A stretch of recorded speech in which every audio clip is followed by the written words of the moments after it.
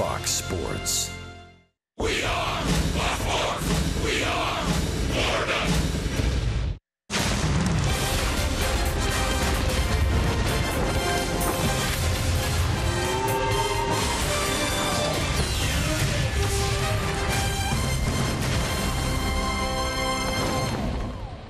On a gorgeous day in South Florida, the Marlins and the Nationals finish off a four-gamer, and Miami needs a win to get a series split on an afternoon of baseball at Marlins Park. Roof is closed, but the rolling windows are open, and the crowd arriving for the Fish and for the Nationals. Hi, everybody. Rich Waltz along with Eduardo Perez. Marlins looking for a win, looking for a split, and they've seen the Nationals now 5 times this year. There's a lot to like about the Nationals. I think the one thing that the Marlins have learned, everybody in baseball knows, Bryce Harper right now seems to be the best player in the game. Oh, without a doubt, he is the best player in the game. And I think right now the most exciting player to watch in the batter's box. He's a guy that's full tilt, full power, but also has very good discipline at the plate. Is not chasing pitches out of the zone, down and away. It doesn't matter if you're a righty or a lefty. He is on top of everything. We saw what he can do yesterday against Chen, breaking ball all over the plate. He hit a double, RBIs. That's the name of the game. Dusty Baker has to love what he's seen so far. He's driven in a run in 7 consecutive games. Getting the split for Miami won't be easy because they run into, on this day game, Max Scherzer. And Scherzer, obviously one of the dominant pitchers in baseball, a Cy Young Award in Detroit. And against the Marlins, especially in this park, he's been untouchable. He has, and the interesting part with Max Scherzer is he has 4 dominant pitches that he can throw at any time. And at this moment in the bullpen, he's figuring out which one's the one that's working for him. So the Marlins are going up there trying to prepare for a pitcher like that, and it's tough. And Tom Kohler has his hand cut out for him. He's going to have to be able to get out of the gate strong and try to get his team motivated and out of defense quickly and back into the offensive position to try to get Scherzer as fast as possible. Of Kohler's 2 starts this year, his best was up in D.C. against the Nationals. This 4-game series, Marlins, before they hit the road, need a win. Like to even the score with the first-place Nationals. Ichiro in the leadoff spot. We'll talk lineup next.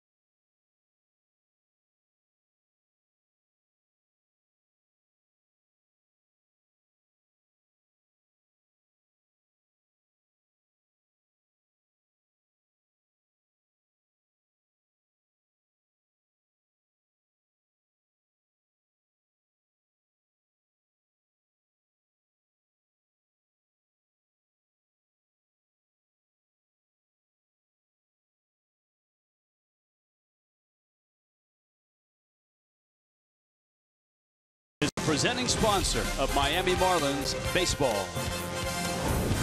Look at that. Gorgeous look at downtown Miami. Nationals Marlins day game here. Lineups are always a little different day games. Let's head out to center field. Jeff Conine, Craig Minervini. Gentlemen. Hey, Rich, I think you get a little 2-for-1 with D. Gordon, Giancarlo Stanton. You wanted to find him a day, and very often those days for these guys are against some of the toughest pitchers, and then they get a little breather on that, maybe play a factor later in the game. Your thoughts on the Thursday lineup? Well, I know that those two guys don't want to come out of the lineup. They want to play 162, but Don Mattingly is very big on getting his bench involved and getting those guys at bats when you really need them. They need sharpening. So you see Ichiro out there in center field. You see Ozuna in the cleanup spot, spelling for Stanton. Derek Dietrich did a well-deserved day at second base. I mean, he's got 3 of his 5 base hits this year are for extra bases, so Derek Dietrich is going to be a very important part of this lineup coming up. Nationals have a similar lineup today. We're using some of their pieces as well. Derek Dietrich knows that facing Max Scherzer isn't easy, but hey, this is the major leagues. Scherzer's a great pitcher, but I think you treat him like everyone else. You know, we face good pitchers along the way. We're going to face plenty of good pitchers, and I don't think you treat anyone any differently, less or more. You watch what they've got, and then you go out there and you battle. I mean, New York's got good pitchers, Washington's got good pitchers, everyone's got good guys. So, you know what? You got to just battle. You got to compete, put good at bats together consistently, and good things will happen. Well, if you base it on last year, Scherzer's a little bit better than just good. Yes. On a major league staff. He had career highs in just about every category. 276 strikeouts. He walked 34 guys on the season. But his approach is what you have to take if you're going up against him today. Oh, absolutely. You have to know that you're going to have a good game plan against Max Scherzer. You're going to get a good pitch to hit, and you better hit it. And you have to work for it. Dietrich has looked very good in his limited opportunity today. He gets the start, and it should be an interesting game. Tom Kohler seems to thrive on some of these matchups. We'll see if that holds. It's TK and Mad Max next on Fox Sports Florida.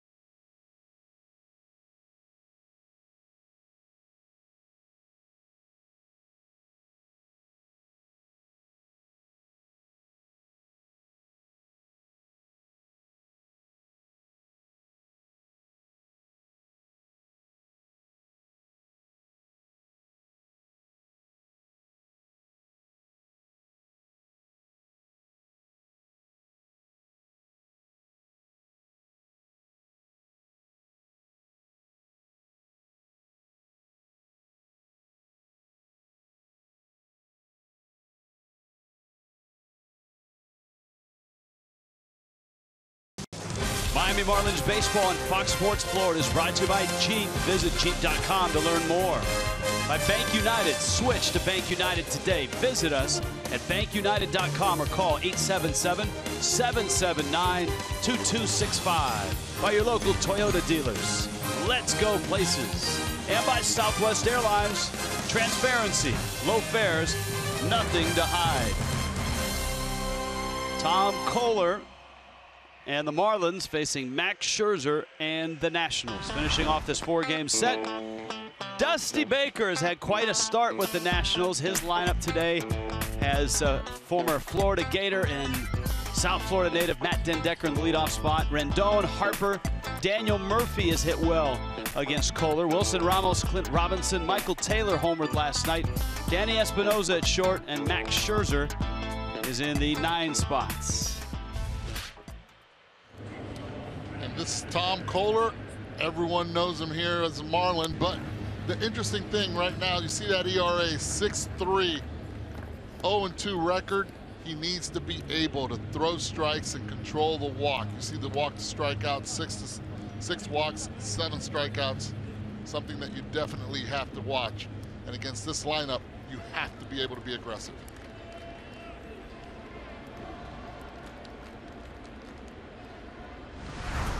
The defense brought to you by Southwest Airlines. Well, you go from left to right, you go Yelich, Osuna, and you see Ichiro in right field, no Stanton. And then at first base, Justin Bour. Second base, Dietrich, Chavarria, Prado, with Mathis behind the plate.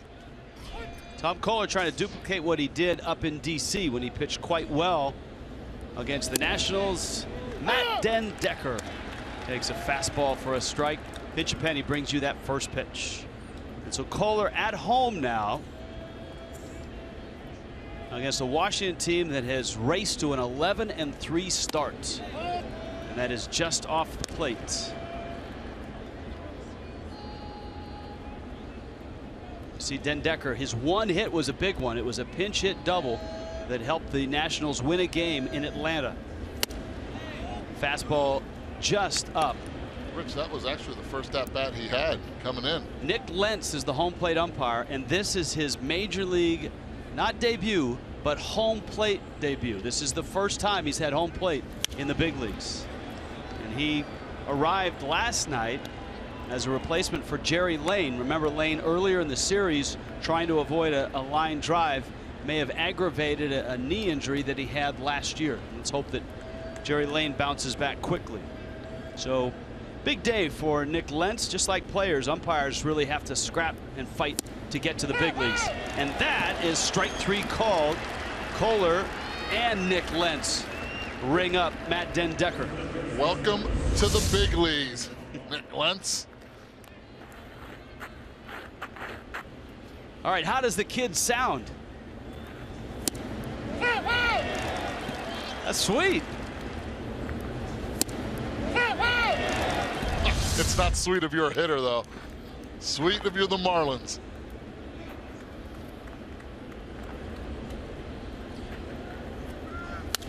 Rendon fouls it out of play.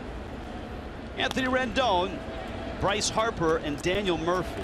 Even though it's a day game, end of a 4-gamer, and there are some regulars sitting out, Dusty Baker's lineup is still thick with hitters.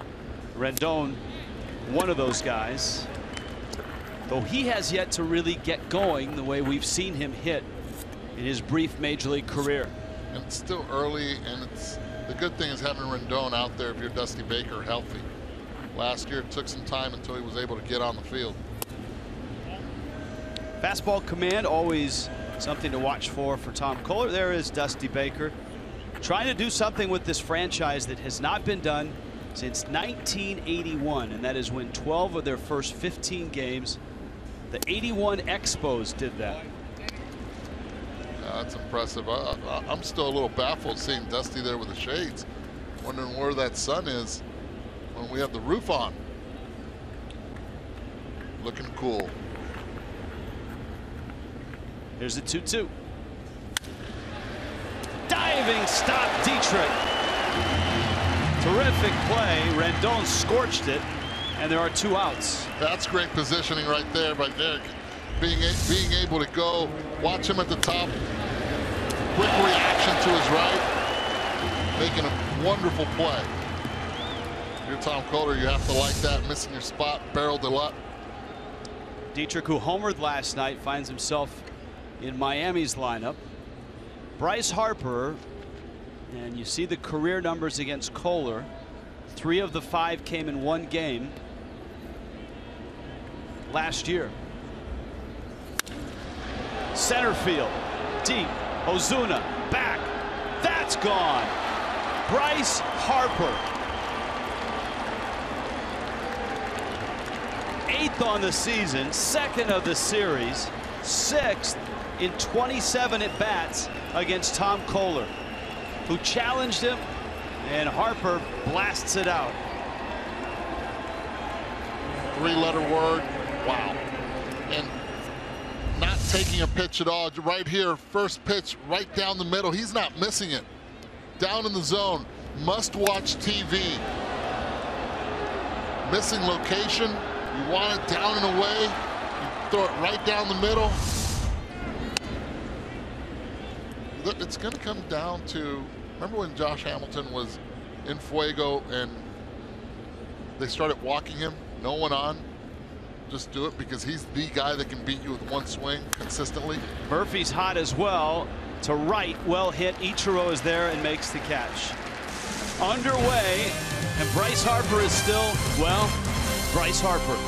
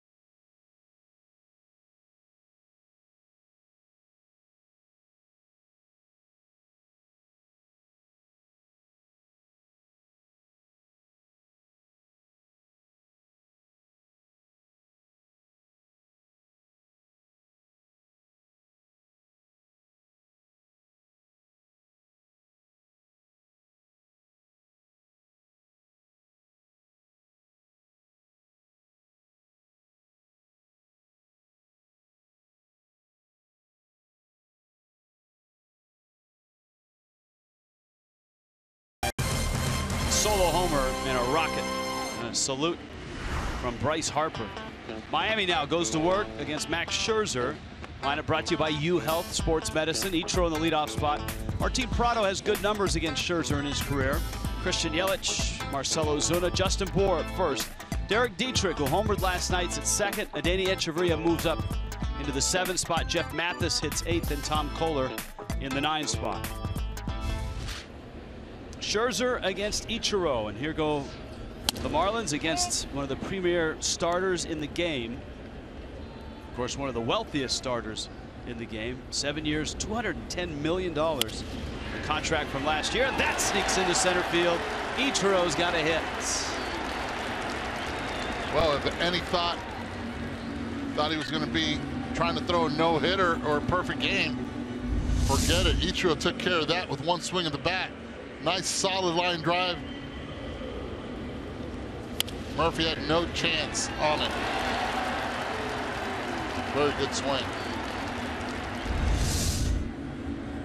And so Ichiro now at 2,941, and he's trying to get the attention of Lenny Harris, the third base coach. Here's Prado now. The lineup shapes up with Ichiro, Prado, Yelich.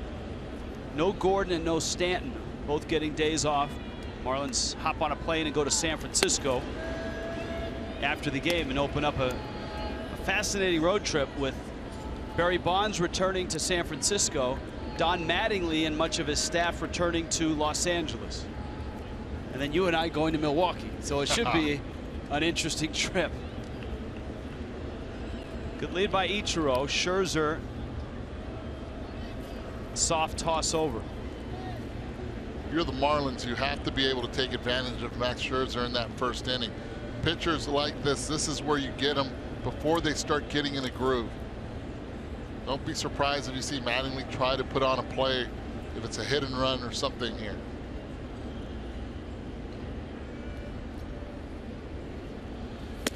Scherzer misses out. Remember, of all the Marlins, Prado has had the best success against Scherzer.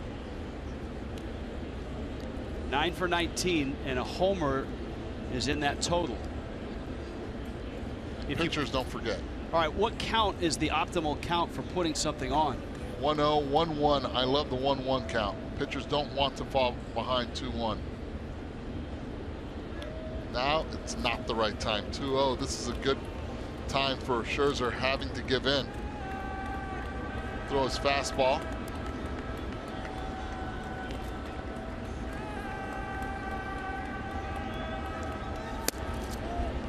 It's funny that you mentioned, all right, there goes the no-hitter. Oftentimes broadcasters will do that out of sarcasm. But with Scherzer, it's legit. He threw 2 of them last year and nearly threw 3 of them last year. He had a 1-hitter with 16 strikeouts before his first no-hitter, and that was the June 20th game against the Pirates.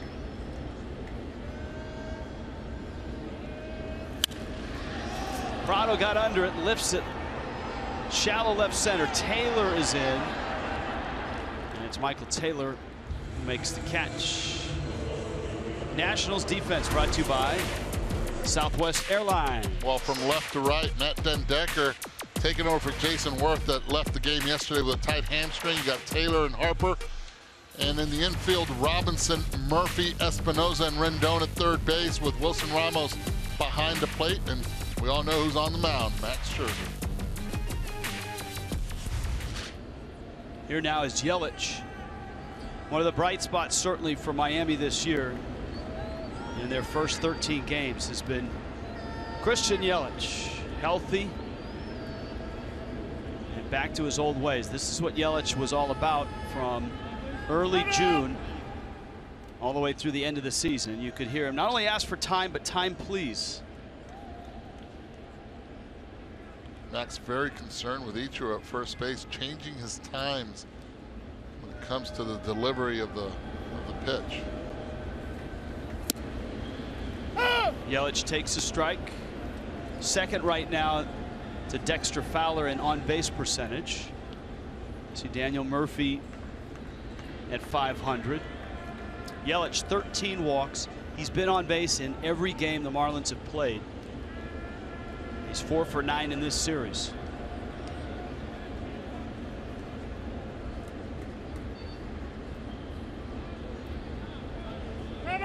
And again, too much time for Yelich.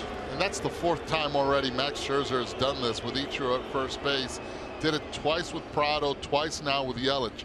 It's not only as a pitcher that you can control the running game with your time to the plate, but how long do you hold the ball in the stretch position? Fastball is low. As a hitter, Eduardo, from Yelich's perspective, how long do you wait before you call timeout? Each one is different. I was the type of hitter I did not like to wait. We saw earlier, a few days ago, we saw Marcell Ozuna struggle hitting in the 2 spot behind D. Gordon, not asking for timeout. And then he's learned little by little, okay, I have to ask for timeout. So it's a learning process for each one. In the dirt. And it's 2-1. And one thing I know about Ichiro, if he doesn't feel comfortable getting that jump, he won't go. Played with him in Seattle. You wonder, okay, is it time to go? This is a good opportunity. But if he doesn't feel comfortable, it might be the time to go. He won't.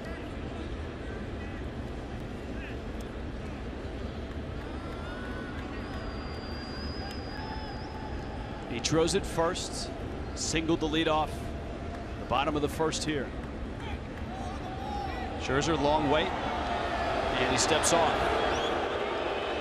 So you got cat and mouse going on between Scherzer and Ichiro, but it almost feels like the cat and mouse is between Scherzer and Yelich. Yeah. Not a big lead. And not only that, you're taking the timing out of the hitter, the runner, but most importantly, your defense. Your defense is also now flat-footed. They're waiting to get that good jump to see if the ball's coming their way, especially the infielders. Max Scherzer, yes, strikes out a lot, but also gives up a lot of ground balls. So they better be on their toes, and you're luring them to sleep.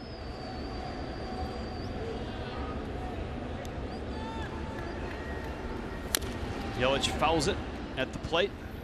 Full count, 1 out, and the odds increase, obviously, that Ichiro is on the move.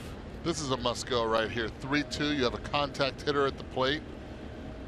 For me, it's a no-brainer. He doesn't have to get a great jump, but you have to be able to get some movement, especially with a pitcher of this caliber. Ramos is a very good catch and throw guy behind the plate. Let's see it. Scherzer goes over.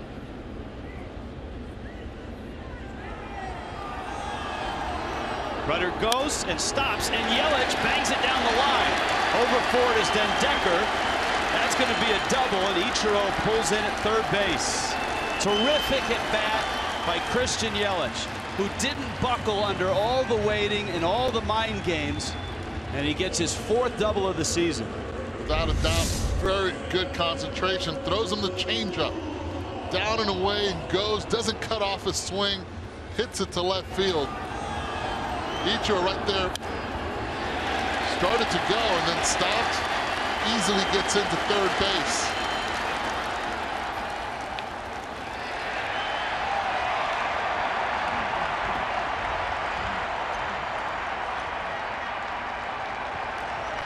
Infield back. Here's Ozuna with 1 out. And Miami has a chance to tie it. And Ozuna swings and misses.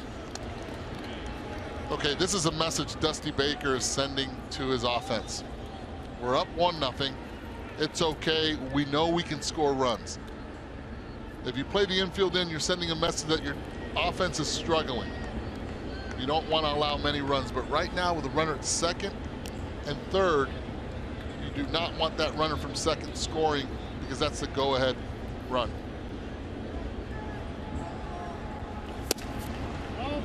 For Marcell Ozuna, situational hitting, you talked about the 2 spot. It's been somewhat of a struggle so far this year. It has, and because of the speed. Right here, this is a good situation for him, completely different. You don't have to worry about the pitcher checking the runner, about the time. What Christian Yelich did right there, I don't know if Marcell Ozuna is prepared to do yet. 1-1 here. Ozuna to left, and it's deep, and it's gone! Way gone! 3-run shot, and the Marlins get to Scherzer. Ozuna, 2nd of the season.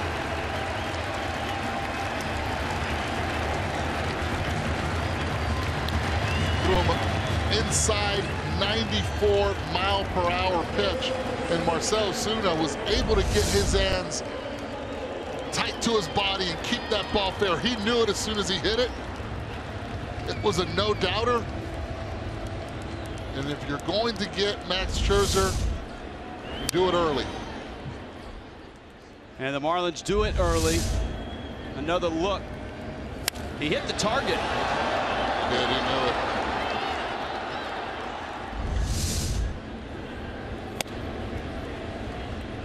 And so Ozuna gives Miami a 3-1 lead. An Ichiro single, a Yelich double, an Ozuna home run. Justin Bour pops one foul and out of play. Lenny Harris is mic'd up for today's ball game. Come on, big hit right here. Come on, buddy.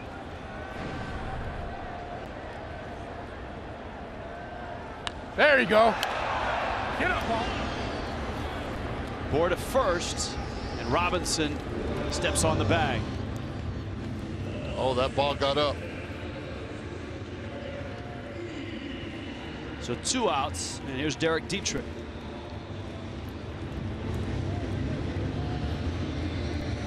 Has to feel good first at bat. Put him in the cleanup spot. 3 runs immediately. 3 RBIs. He's joking around with Giancarlo Stanton right there saying, I like the 4 spot. I like it a lot. No Stanton, no worries so far. The Marlins get a home run out of the cleanup spot, and it's Ozuna. And here's Dietrich, who homered last night.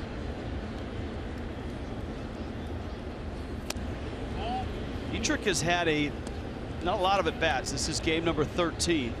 He has 12 at-bats. He has half a dozen terrific at-bats. Fastball misses in. This was last night.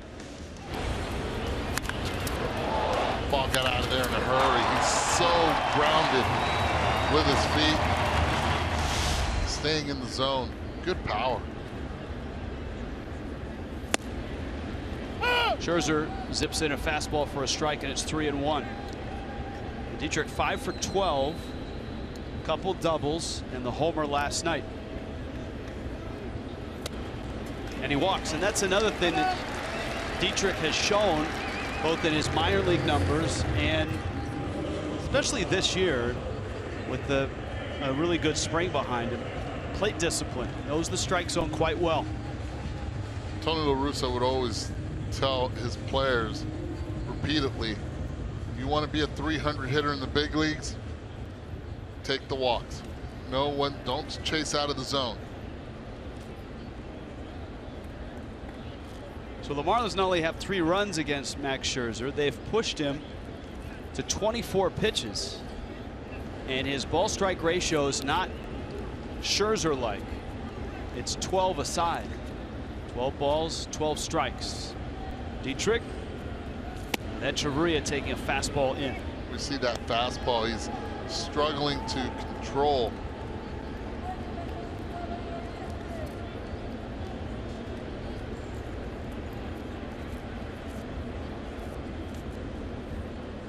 Scherzer, of course, started his career a Diamondback.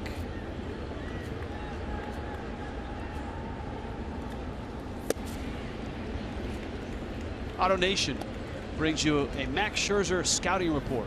Well, we talked about his 2 no-nos. 2 colored eyes. You look at him differently. I'm bilingual. You can say that word right there.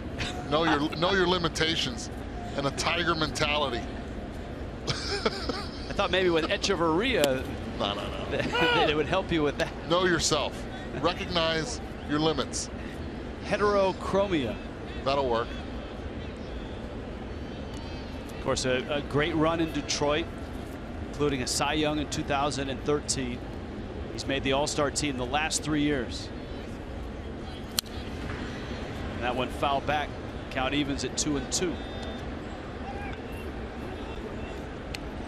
And the 2 no-hitters last year were nearly perfect games. In fact, he lost a perfect game because of a throwing error by Yunel Escobar when he struck out 17 Mets and had a no-hitter there. He didn't walk anybody. That error ruined the perfect game.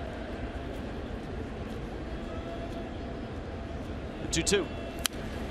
And then remember that the end of that Pirates no-hitter with 2 outs in the 9th. Perfect game on the line. He hung a breaking ball and Jose Tabata stayed in, and it ticked off his elbow, and that ruined the perfect game there. I remember that, but I'm still focused on trying to find out which has more letters, Echeverria or Heterochromia. I'm still counting here. Here's a 2-2.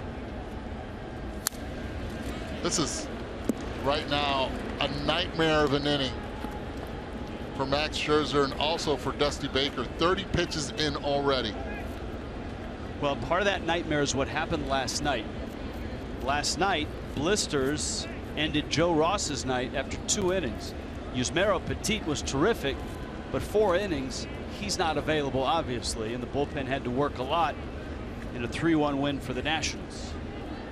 Dietrich at first, and Echeverria hits it hard out to second.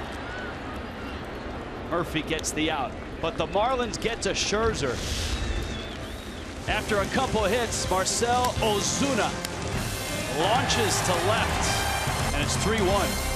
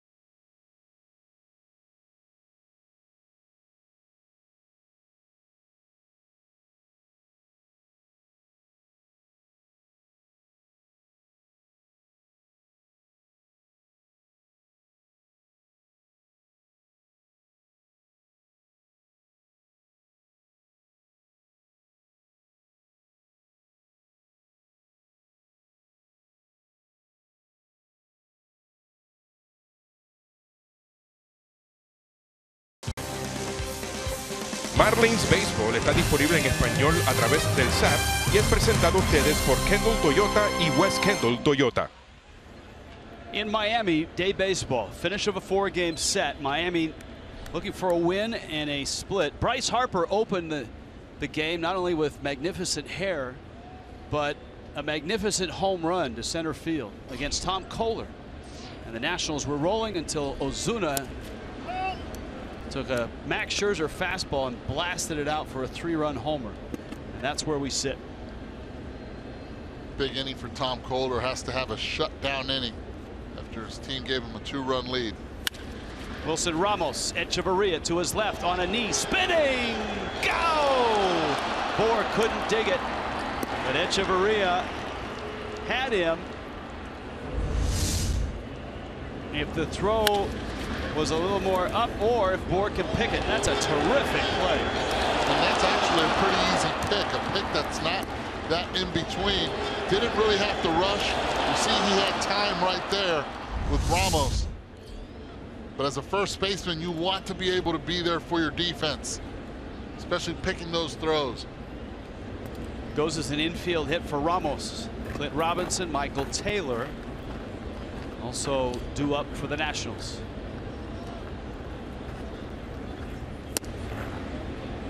Breaking ball misses in. Nationals actually have a 4-game lead in the East. The Mets are at 500 at 7-7. The Phillies have surprised many by their play. They're 2 under at 7-9.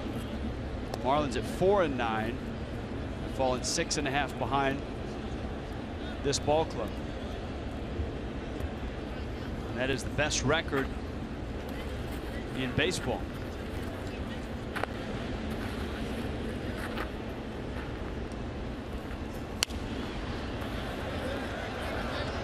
And Robinson fouls it off. That right there is a sign of a good fastball.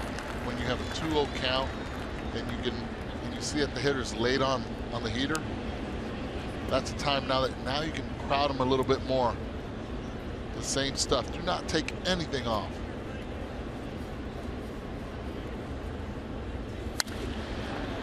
High into right.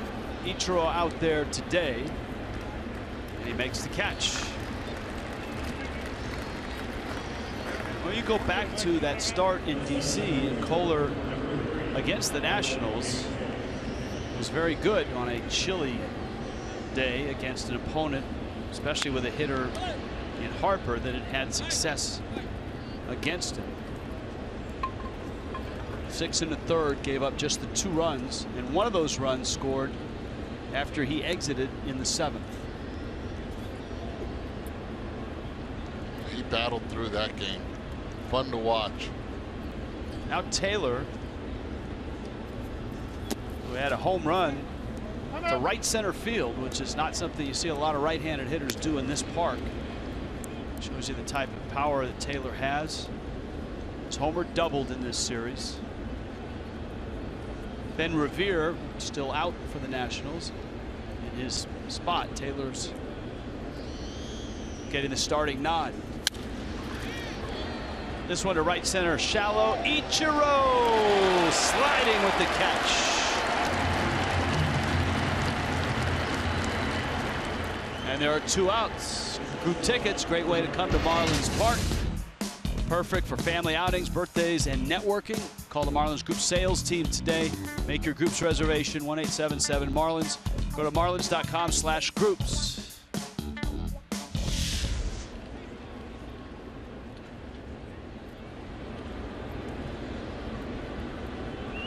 See that headshot right there of Ichiro close up.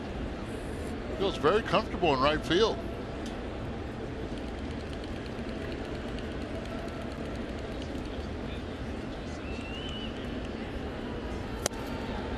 Fastball misses out to Danny Espinosa. Espinosa, switch hitting infielder.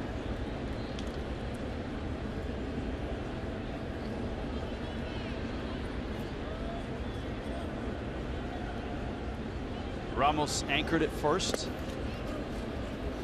Pitch down low. There's a lot of baseball being played in the afternoon. And today, on a getaway day, traditionally, there are a lot of aces that are making starts. Scherzer here, and Price, and Kershaw, Keuchel, Arrieta, Cole.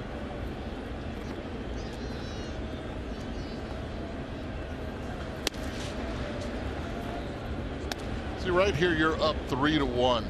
Yes, there's a base. There's 2 bases open, second and third. You have Scherzer on deck. Throws him a curveball. And this is where Juanchi Nieves also wants his pitchers to be aggressive, try to get out of this inning now. That way you'll have Scherzer leading off the next inning. Strike. Espinosa is on his way to first. Juan Nieves. His pitching staff has, actually the bullpen in particular, has been shaken up a bit over the last few days, and that continued this morning. Marlins designated Chris Narveson for assignment, and Jose Urena is back, and he'll join the pen. He was starting down in New Orleans, and again for the second time, Espinosa thought it was ball 4. Here's a look. Looks like a pretty good pitch right there, hitting the corner on the Fox tracks. Yeah, the young umpire nailed that call at the knees and on the corner. Right there, he was sitting fastball 3-1. He got a 3-0 pitch. Runner goes, swing and a miss. Down goes Espinosa, fires the bat and the helmet. Nice work by Tom Kohler.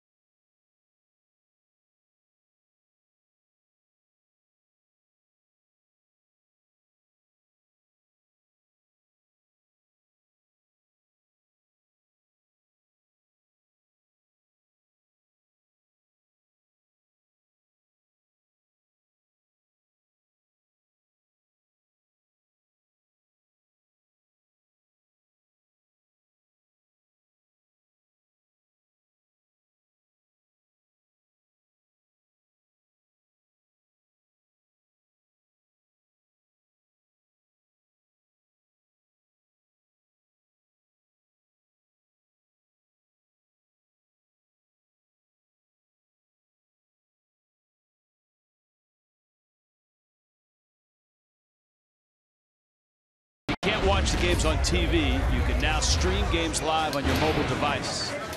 Just go to your app store, download free Fox Sports Go app, log in, stream the Marlins wherever you go.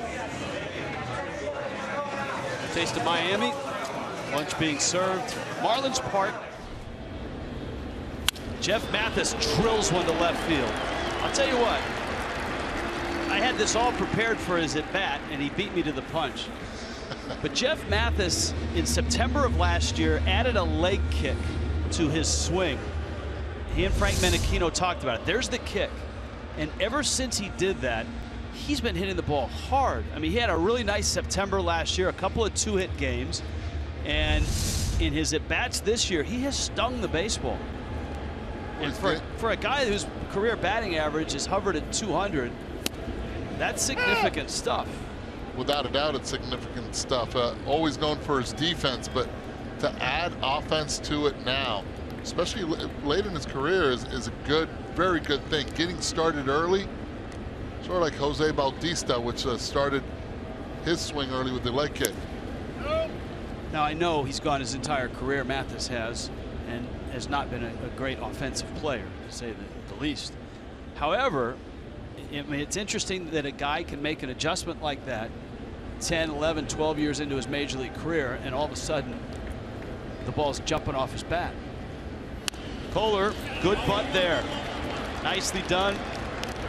Robinson gets the out, and Kohler does his job, set up for Ichiro and Prado.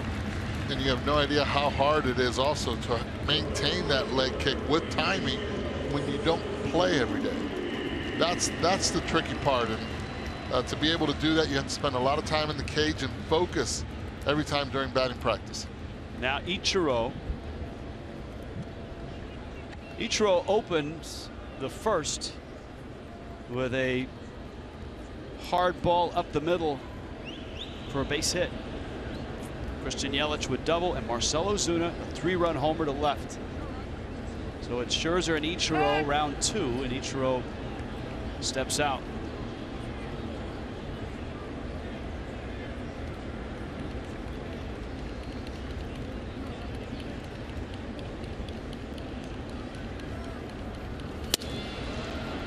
Fastball in. Ichiro against Scherzer has a lot of at-bats. Of course, American League matchups as a Mariner and a Yankee. 8 for 34.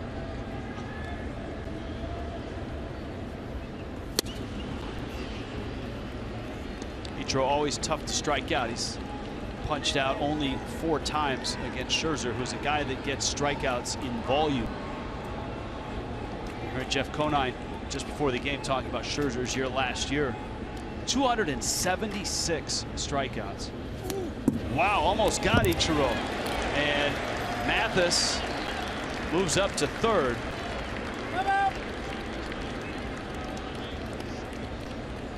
I think Ichiro was expecting to get hit. Let's listen. We'll watch it first.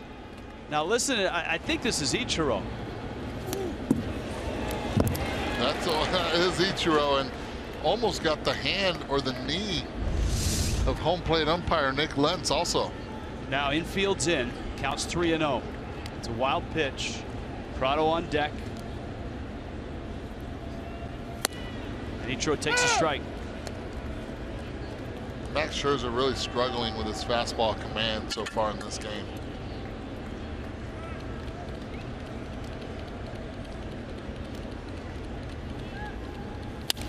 Ichiro, it's a foul ball. Wow. It seemed like it went through 2 or 3 pairs of legs and by an umpire and by the bag all at once. Watch this. Great call. He's in a very good position. Hunter Wendelstedt. That's foul. And it's where on a ground ball where it goes over the base. Caught some chalk, but not over the base, and Ichiro gets sawed off there. See Scherzer dialed up 96. He can go to his back pocket right there and get 96, trying to maintain 92, 93 throughout to go deep in the game.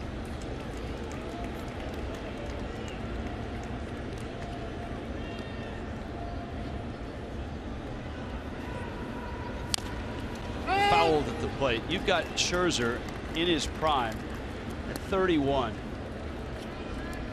And Ichiro, who's 42, battling these 96-mile-an-hour fastballs, that sharp breaking ball.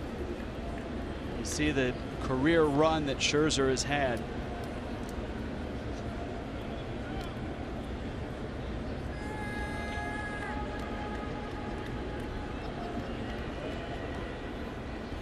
It's out, and Ichiro walks. Terrific at bat by the future Hall of Famer. He's at first, and here is Prado. And this is the matchup that Max did not want to have. Man like Martin Prado, as you look at the Fox tracks, all the pitches, the 8 pitches that were thrown to Ichiro. Martin Prado sees the ball very well against Scherzer. Scherzer, a notorious ground ball pitcher. He not only strikes out a lot, but he also gives up a lot of ground balls. Middle infield set up for the double play. With that in mind, would you start Ichiro? I'd give him 1 pitch. Pitch is in. You have a very good contact hitter right now in Martin Prado at the plate, but at the same time, Max Scherzer right now hasn't had control with his fastball. I would go with an off-speed pitch right here, and I'd hold Ichiro.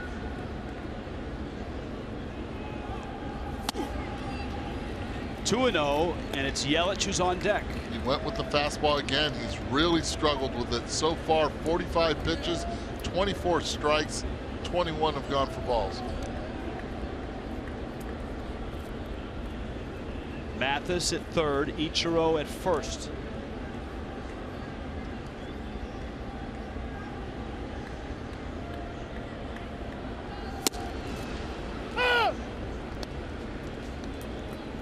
Strike it, it's 2-1. See, Martin was taking all the way 2-0 on that pitch. Remember, Ichiro is sitting on 499 career stolen bases.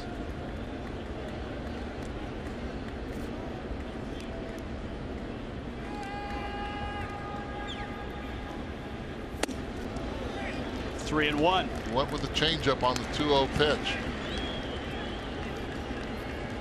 On the 2-1 pitch, excuse me. Now it's 3-1.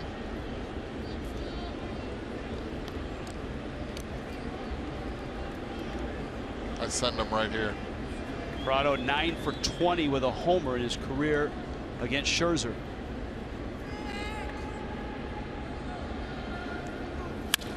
Line drive, base hit, left center in the gap.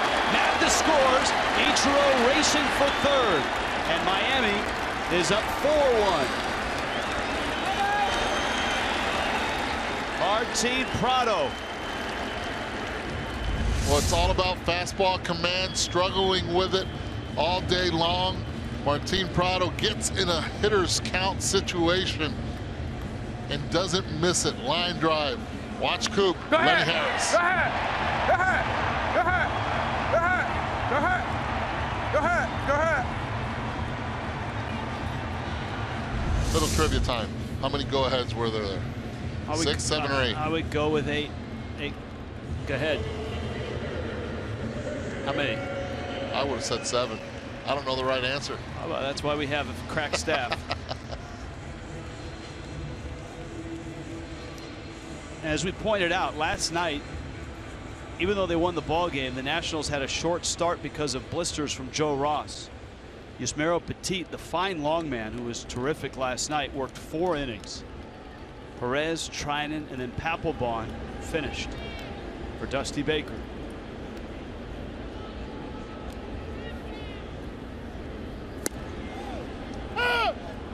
And this game is trending to a bullpen game for the Nationals, unless Scherzer suddenly snaps back to his old self.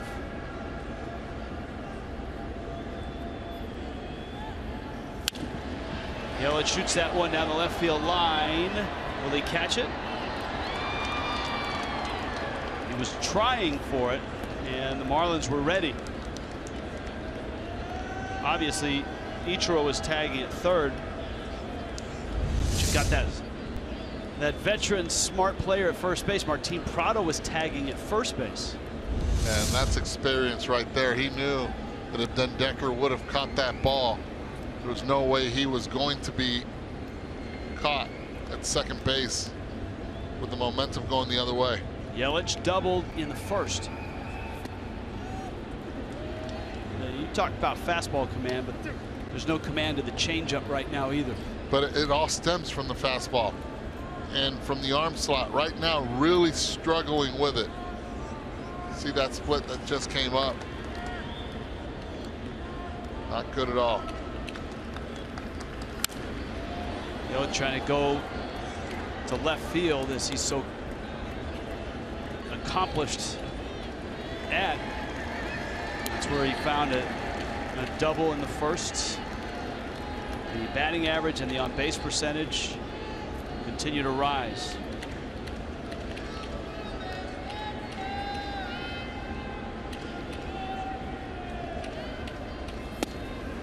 He shuffled his feet. So 53 pitches in. Miami has 4 runs on 5 hits against Max Scherzer. And some big hits. The double by Yelich, the 3-run homer by Ozuna.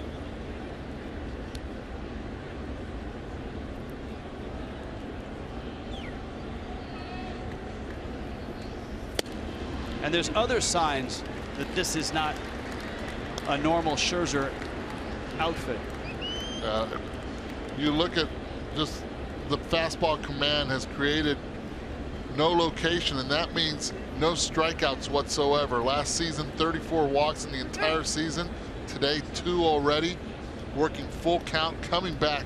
Yelich is from an 0-2 count to make it 3-2. See if Prado's running. No. Yelich up the middle. Out there, Murphy turns the double play. And the inning is over, but Miami adds a run. 4-1 Fish after 2.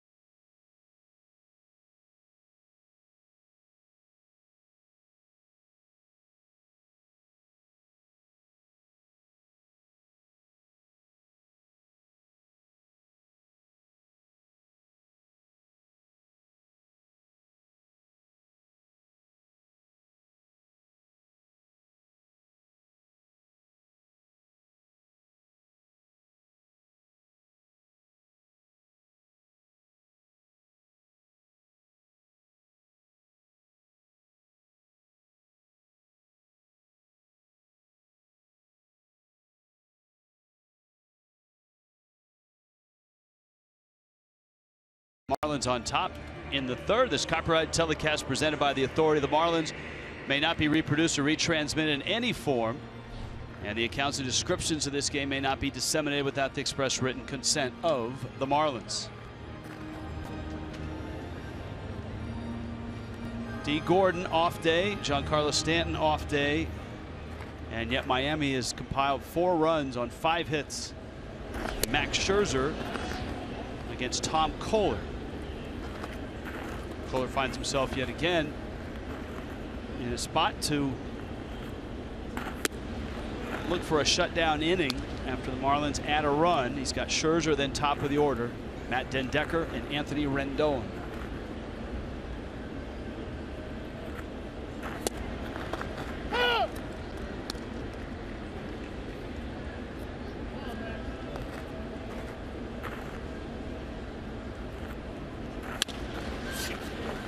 Bouncer to short. Apologize for the outburst. And there's 1 out here in the third. That was a sneeze.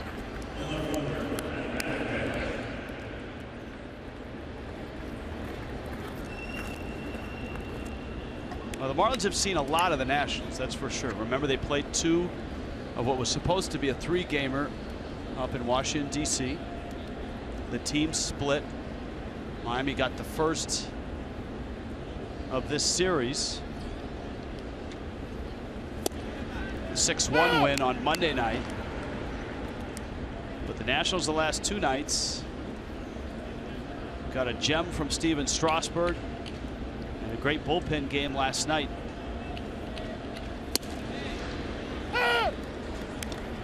Ball and a strike. Good curveball right there for a strike. That's the pitch he needs. That's the equalizer. Let the hitter know that you can also control it.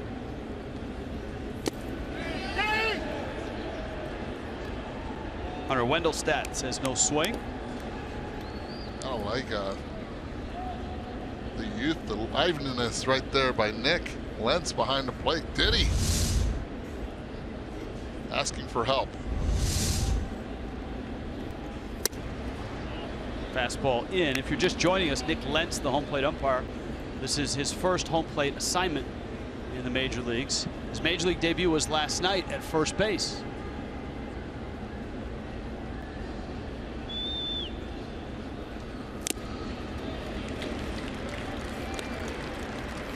And Den Decker is down on strikes.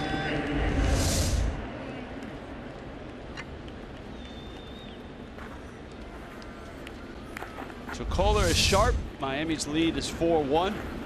And here is Rendon.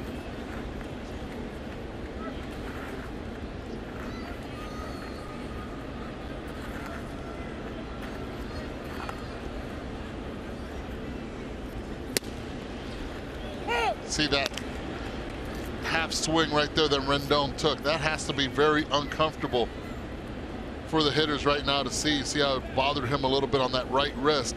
Juan Nieves, the pitching coach for the Marlins, has to be happy so far with what he's seen.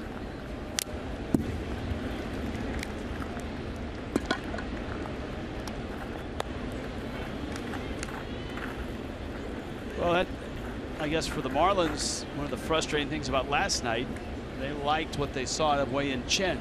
7 innings, 6 hits. He did give up 3 runs, but he struck out 7 and walked 2. Problem is there was no offense except the Dietrich home run. Kohler misses into Rendon. That's what Juan Nieves also wants, that pitch inside running in.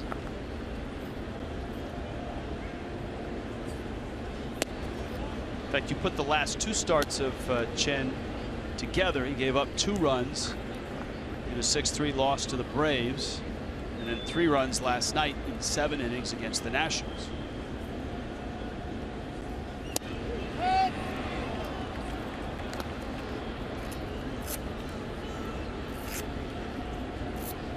See, to be able to control that pitch count right now at 41, he had him 0-2.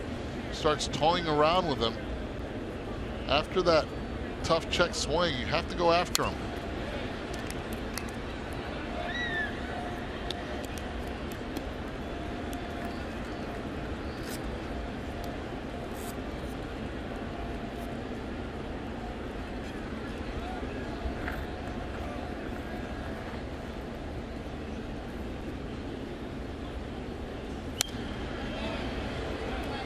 Good battle here. Rendon and Kohler. 2 outs in the 3rd.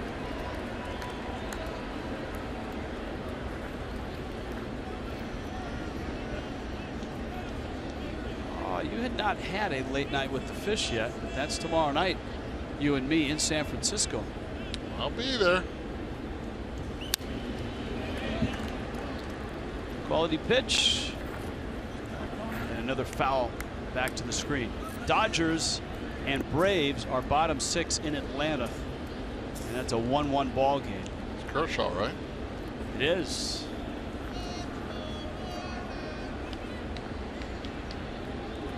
Which means the Marlins will get Kershaw in that 4-gamer in LA. And Rendon outlasts Kohler and walks, and that's significant. That was close, and that was close, but it was a ball. You see there, Fox Tracks. So far, the young rookie umpire has done a nice job behind the plate. He's been consistent. And so here is Kohler and Harper. I think anyone that follows these 2 teams know the numbers and the history. Harper came into the game with 5 homers and 26 at bats. He saw 1 pitch in the first inning and he hit it out to center.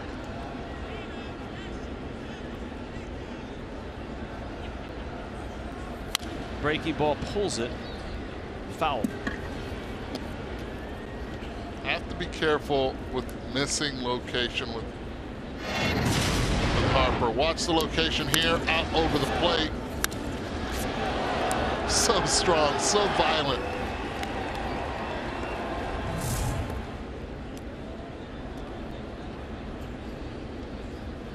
But so accurate with the bat. 22 runs driven in. That's tops in the National League. You worked in a progressive environment in Houston. You played in the major leagues. Many people dismiss RBIs as not as important as they are made out to be. What do you make of that? 22 runs driven in so far this year. That one fouled out of play. Well, a lot of people say it's because it depends on who's in front of you. They have to be able to get on base. But to me, I take it personal. One of the reasons my father, Tony Perez, was a prolific RBI run producer, and I saw how he changed his approach with runners in scoring position. It's an art form, so I don't take it for granted. To me, it's a stat that, yes, you have people in front of you, but at the same time, you have to know how to drive them in. If they're at third base or at second or even at first base, there's an approach for each situation. And I think that's very well said. And if you stand anywhere near a cage during Major League batting practice, you obviously have played in Major League games and been a hitting coach as well. You understand that, you know, during batting practice, guys work on that approach. Second base, get them over or get them in. They work on it, but a few can really execute it and know how to slow it down when the lights are on. It's different practice than it is game. Harper pulls it foul. And Harper certainly is one of those guys. Here's a number that I saw today that's just mind-boggling. Harper's hitting over 330 as it is. But this year, with runners on base, he's 8 for 14 with 4 doubles and 4 homers. He's locked in. He started off the season very locked in, and right now, Tom Kohler, he's given them a lot of breaking pitches. He's just missing them. See those numbers right there? Now that's with runners in scoring position. The 4 doubles and 4 homers are with anybody on. Right. And that's where you want the power, the slugging to come out. Throw a fastball hard. You have to go hard in on him, though. Good. Got him. Change up. Change up from Kohler, and he strikes out his nemesis, Bryce Harper. And another good shutdown inning from Kohler, 4-1 Miami.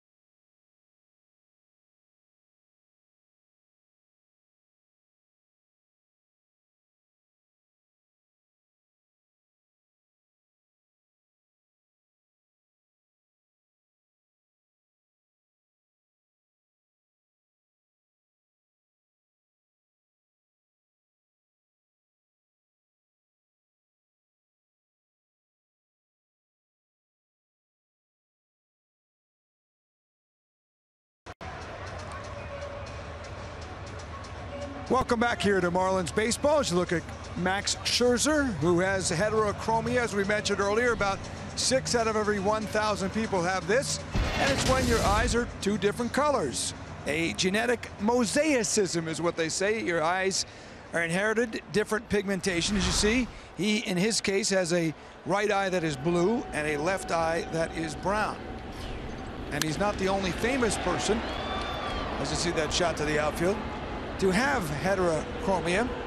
Who else, you ask, might have this? Well, Dan Aykroyd, Christopher Walken, Jane Seymour did very well with heterochromia. Kate Bosworth, Kiefer Sutherland, and Eduardo's favorite, Alexander the Great. On his well, look, if he's got a favorite on that list, I have a favorite on that list. Well, who is yours? Let me guess. Jane Seymour. Okay. Because we see her in Los Angeles. We'll see her next week. Big Craig. fan, right behind home plate. You see her at all the games. And on his driver's license, it says the letters DIC. That stands for dichromatic under his eye color. Ah, very nice. Well, the Nationals are hoping that Scherzer is able to settle down and get them a few more innings with his pitch count approaching 60. Dusty Baker, those first couple innings forced Dusty to go back to his regular glasses from the sunglasses. He didn't like what he was seeing. No. Bohr swings and misses. It counts 1 and 2. With all the heat from the bats of the Marlins, it looked like they were starting to get a little foggy. Yeah. Easy there. Steam. All right. Here's a 1-2. Bohr takes out.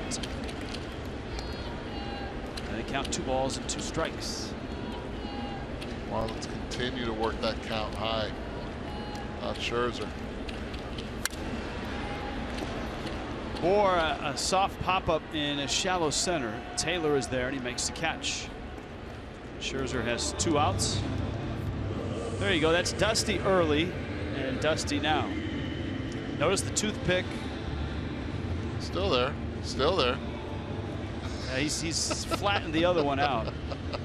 But he is one of the most likable guys, and I think a guy that doesn't get enough credit for what he's done as a manager in the 3 places that he's been.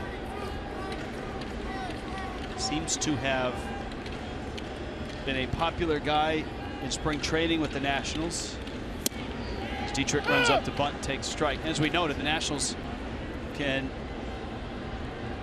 if they win this game, get off to the best franchise start since the '81 Expos.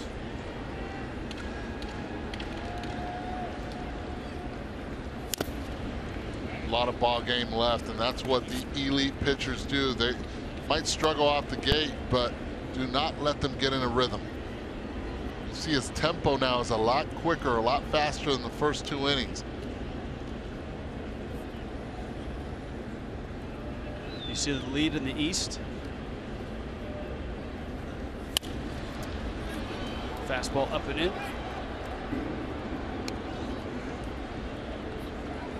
Dietrich walked back in the first, homered last night.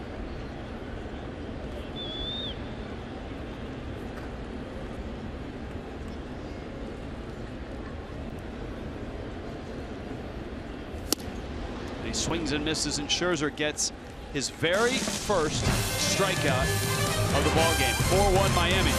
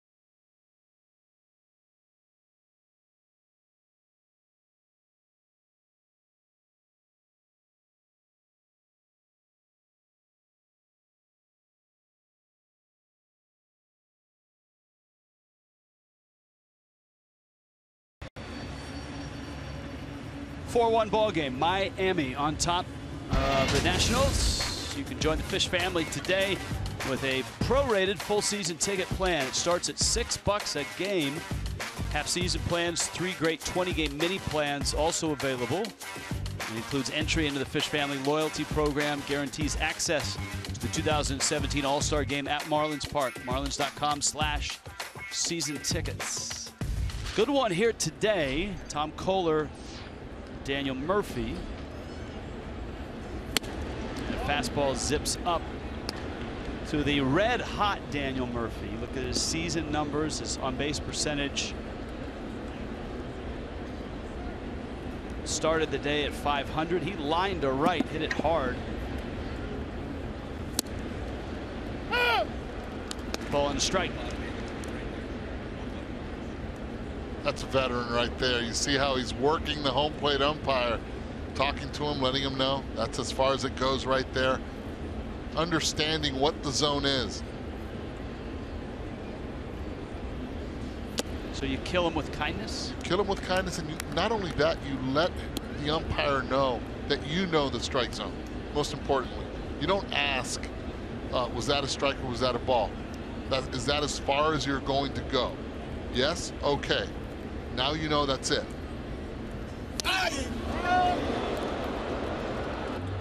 Murphy hit, pops back up on his way down to first. You heard earlier Ichiro yell before a ball almost got him. When a guy knows he's going to get it, and you could hear Murphy at the same time. Oh, that has to hurt. Here's a listen. He's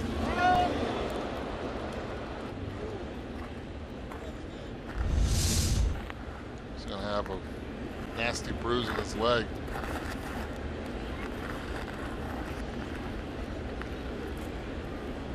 Wilson Ramos, Clint Robinson, and for Tom Koehler, leadoff man aboard for the second time in the ballgame.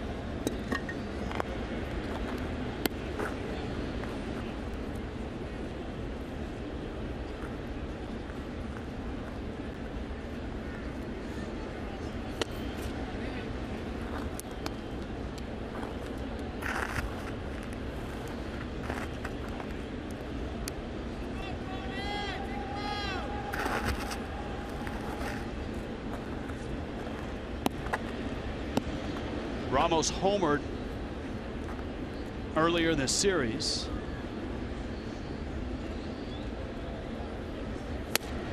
He's got pop. Of course, his homer was part of that wild 7th inning on Tuesday night. Back-to-back Jason Worth, Wilson Ramos, that started the inning, and that put Adam Conley on his heels, who was throwing a shutout into that 7th inning. And then later, Bryce Harper and Ryan Zimmerman against Chris Narveson went back-to-back. Breaking ball strike. Conley, in a really fascinating interview after the game, said, there's a lot I can learn from a start like this, and one of the things he felt was he was cruising into that 7th inning. He had an out in the 7th. He said he was looking ahead of himself. He started thinking about getting deep in the game instead of worrying about the at-bat and the present moment.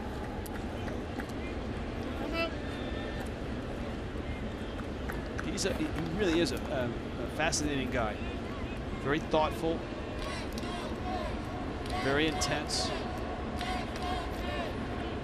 and very talented. I think he's going to have a good year. Well, the Marlins will need both of those guys right there.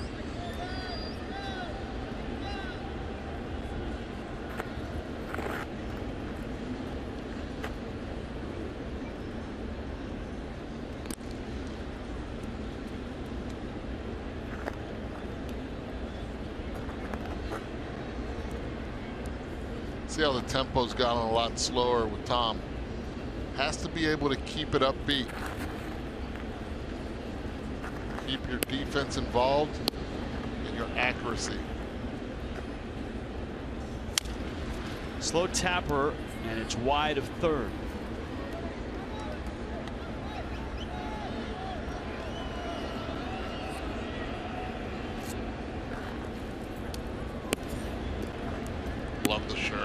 like it a lot. Hey, better. I like the hat, the hair, the shirt, the swagger. Very nice.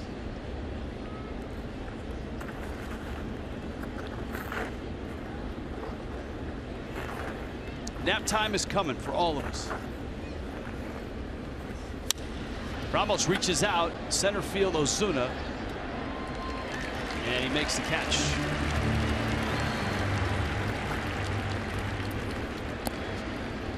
On to San Francisco, late night with the Fish tomorrow night. And South Florida Honda dealers bring you Marlins Live. Jessica Blaylock live from San Francisco. This is going to be interesting tomorrow. Barry Bonds returned to San Francisco. First time back there in uniform. And chat with Don Mattingly. And Mattingly's going to go through it a little bit too in his return to Los Angeles, where he managed for 5 years. Coached for a few with Joe Torre there. Breaking ball misses down low. Tim Wallach, of course, a bench coach there. Southern California native, Marlins bench coach. There is Eli, the man they call Eli. By the way, we were talking about the 81 Montreal Expos and how the Nationals, if they win this game, equal the start of that 81 team. Tim Wallach was 23 years old on that ball club.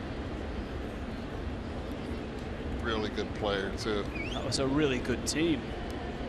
A team that came close to getting the World Series.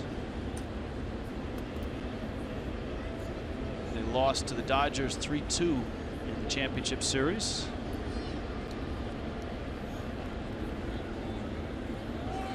Runner goes. And Dietrich gets the out. So Robinson bounces out. And that'll bring up Michael Taylor. Yeah, the Expos, of course, in Montreal through 2004. They moved to Washington in 05. Played in RFK for some seasons before Nationals Park was built. That was the year of the strike when the Expos and everybody else had to play a division series, and they beat the Phillies in 5 and then lost to the Dodgers in the championship series, which was still a 5-gamer, or was a 5-gamer that year. Major League Baseball had to adjust the playoff format. Andre Dawson was on that team. Hawk hit .302, 365 on base, 553 slug, 24 homers, played in 103 games. Now, when did he go to the Cubs? It was right after, I think, right? That was a few years later, I believe. 87? Hold on, I'm pulling that up right now. Hawk's first year with the Cubs was 87.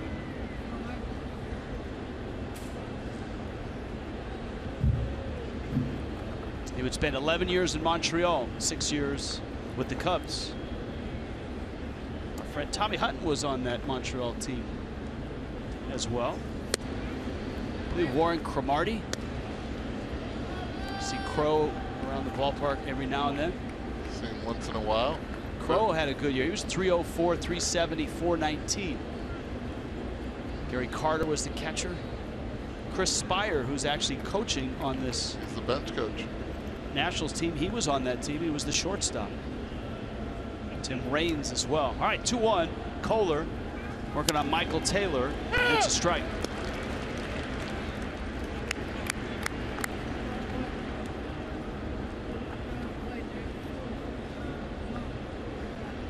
Two balls, 2 strikes, 2 outs. Top 4.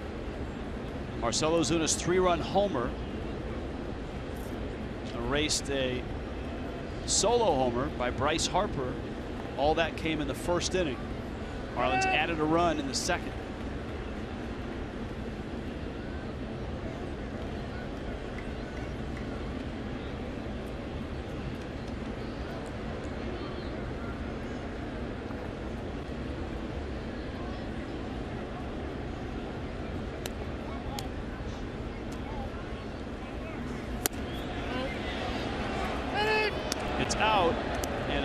still no swing. Scott Berry at first. So Kohler has run the count to 3-2. Yeah, clearly out right there, and he held the swing. Not even close.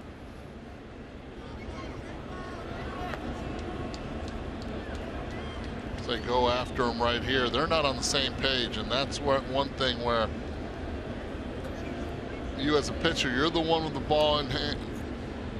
You want to be able to be confident with what you want to throw.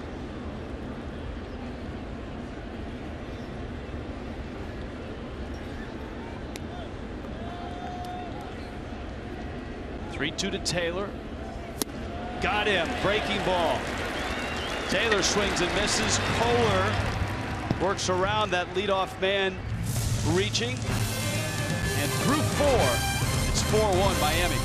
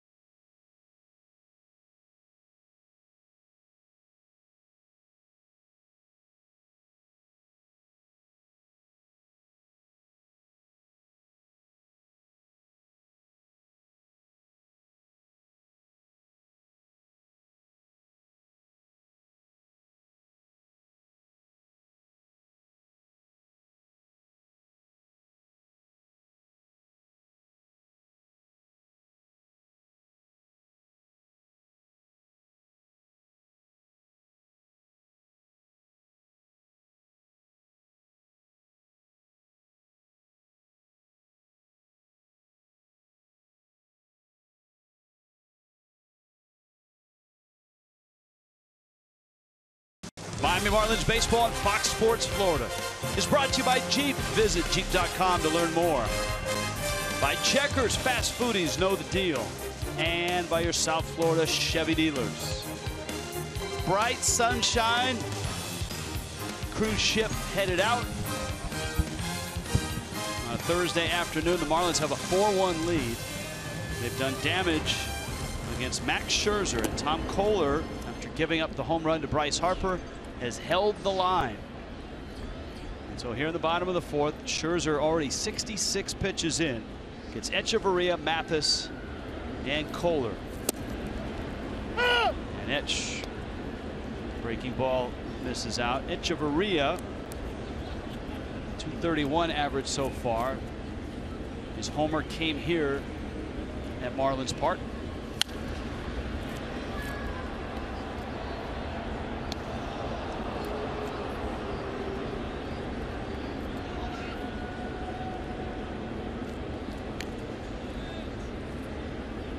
One and two.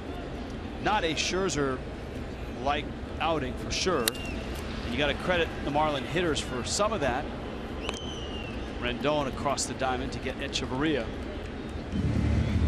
But I'm noticing right now Max is actually a lot quicker with his tempo. He's been able to be more aggressive in the zone. Finally got ahead of a Marlin hitter right there in Echeverria. Now Mathis, and remember Mathis hit the first pitch and hit it hard into left field. The leg kick that Mathis added in September, all of a sudden, I mean, look, for a backup catcher, the sample size can be small. You have to go back and look at his September. He had two two-hit games in late September with the leg kick.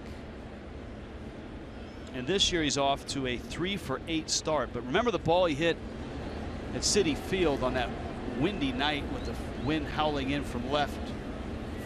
It was similar to the Cespedes ball that didn't get out. Mathis hit one to the warning track as well. So something to watch in the Mathis at bats and the Mathis starts, is if that bat and this leg kick continue to have some success. Mathis center field hits it well. Taylor back there, and again he's swinging it very well right now. Well, it controls his timing. Quickly, he knows when to put that foot down, and it's all about being able to use your legs. And the sound of the bat, when the ball connects to the bat right there, it's completely different now than it was, let's say, last year at the beginning before he started transitioning to it. Tom Koehler lines it foul.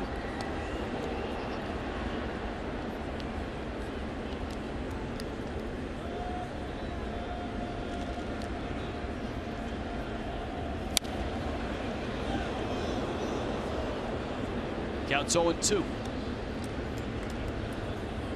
Marlins headed to San Francisco tomorrow night.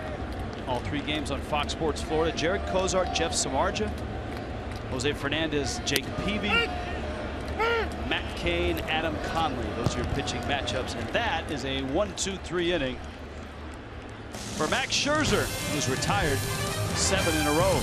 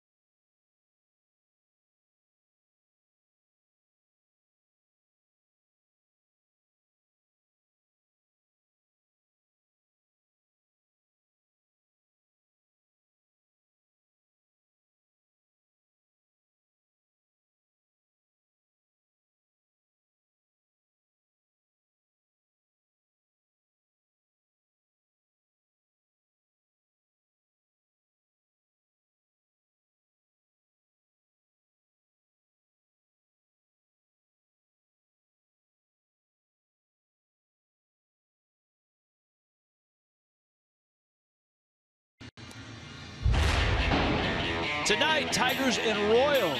Interesting matchup, 6:30 on FS1. Major League Baseball on FS1 tonight. Detroit and Kansas City. Look at Miggy. Miggy's ready to hit, and the game is hours away. Just spent some time with him yesterday. Fox Sports Go app also works for the FS1 games. Miggy not off to a fast start, but he said no worries. By the end of the season, he'll be right where he should be. 4 batting championships so far in his career. Marlins saw enough of the Tigers to open the season. Max Scherzer's old ball club really swung the bats in that 2-game sweep. Now, this is the 5th inning. Miami's up 3. But still, the way the Nationals have battled, the way the Marlins middle relief has looked of late, this is not that comfortable of a lead. No, not at all. Especially, this is a big inning right here. Try to get Espinoza and Scherzer at least to be able to limit the opportunities of getting Bryce Harper up with runners on base. Tom Koehler has been outstanding. The Harper homer really the only blemish.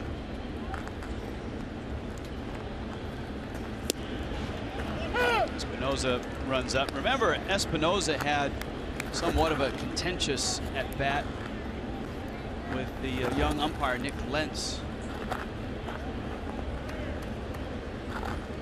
after the strikeout. Espinoza fired his bat and fired his helmet. Lentz didn't flinch. 1-2. Oh, he stuck his elbow in there, it seemed like. Espinoza on his way down to first. That hurts. That's a throwing arm, too. Misses location. You see how he sticks it out there with 2 strikes, hitting right off the pad.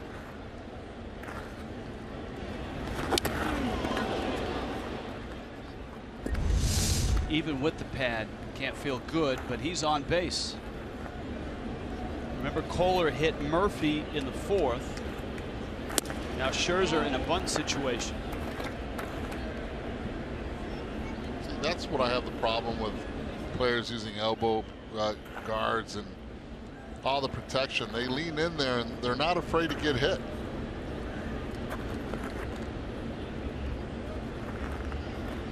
Some players use the elbow protection after getting hit. Yeah, it's like buying insurance after the fact. So, if you're a modern day hitter, would you wear an elbow pad? No. After you got hit, you'd wear one.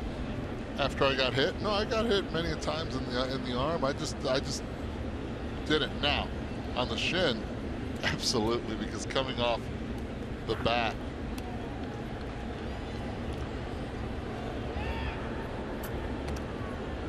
Those used to hurt.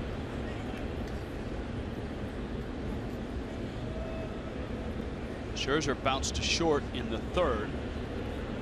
Prado, you can see, is tightened up at third base.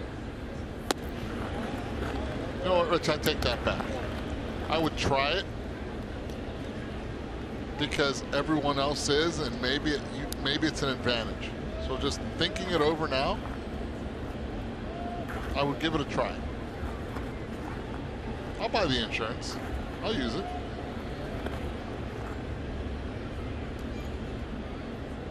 That doesn't mean I like it. There's the bunt. Mathis out from behind the plate, gets the out. So Scherzer pushes Espinoza into scoring position. Top of the order, Dendecker, Rendon, and then Harper. Tomorrow's matchup, Jared Cozart, a shark by the bay, Jeff Samardzija. Samardzija, one of the additions to the Giants rotation.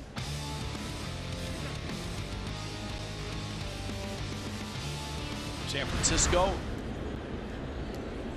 it's the even year again, so everyone's expecting the Giants to push on through the World Series. They've dropped 4 in a row, though.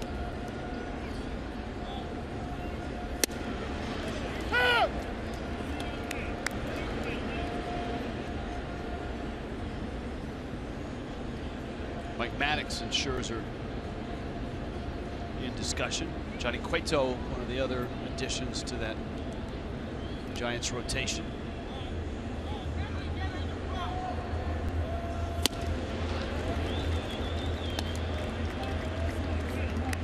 I like that fastball, especially up in the zone right there. You see how it just had a lot of life.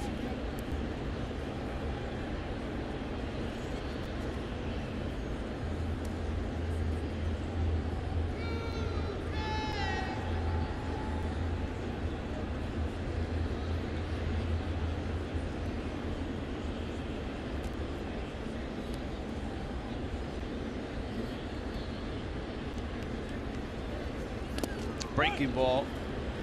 Nice block by Mathis.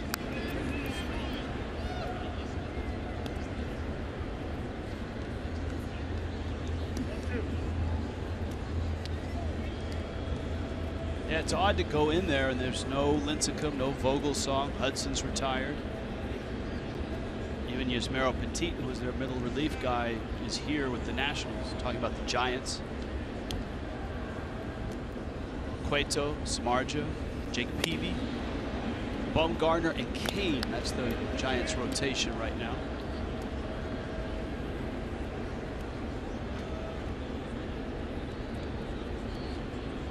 Kane had a nice outing the other day.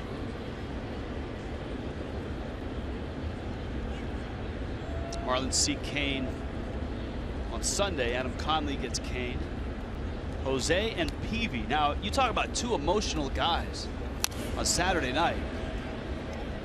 Peavy is a house of fire when he pitches. Yes, he is. He wears it not just on his sleeve, but everywhere. Now he's sporting a longer hair, too. Yes, he does. I did a double take. Saw him in an outing the other day, and I was like, wait a second, who is that? And then you got Jose. Jose obviously is emotional and fun to watch. So Saturday's should be a good one. That's a 9:05 start on Saturday night. 10:15. Eduardo's first late night with the Fish on Friday night. Then Decker fouls it back to the screen. And it's 2-2. Now you, as a bench coach, hitting coach, player, never had the chance to see the view from the press box at 18th, have you? No, not at all. Pretty special. Very cool.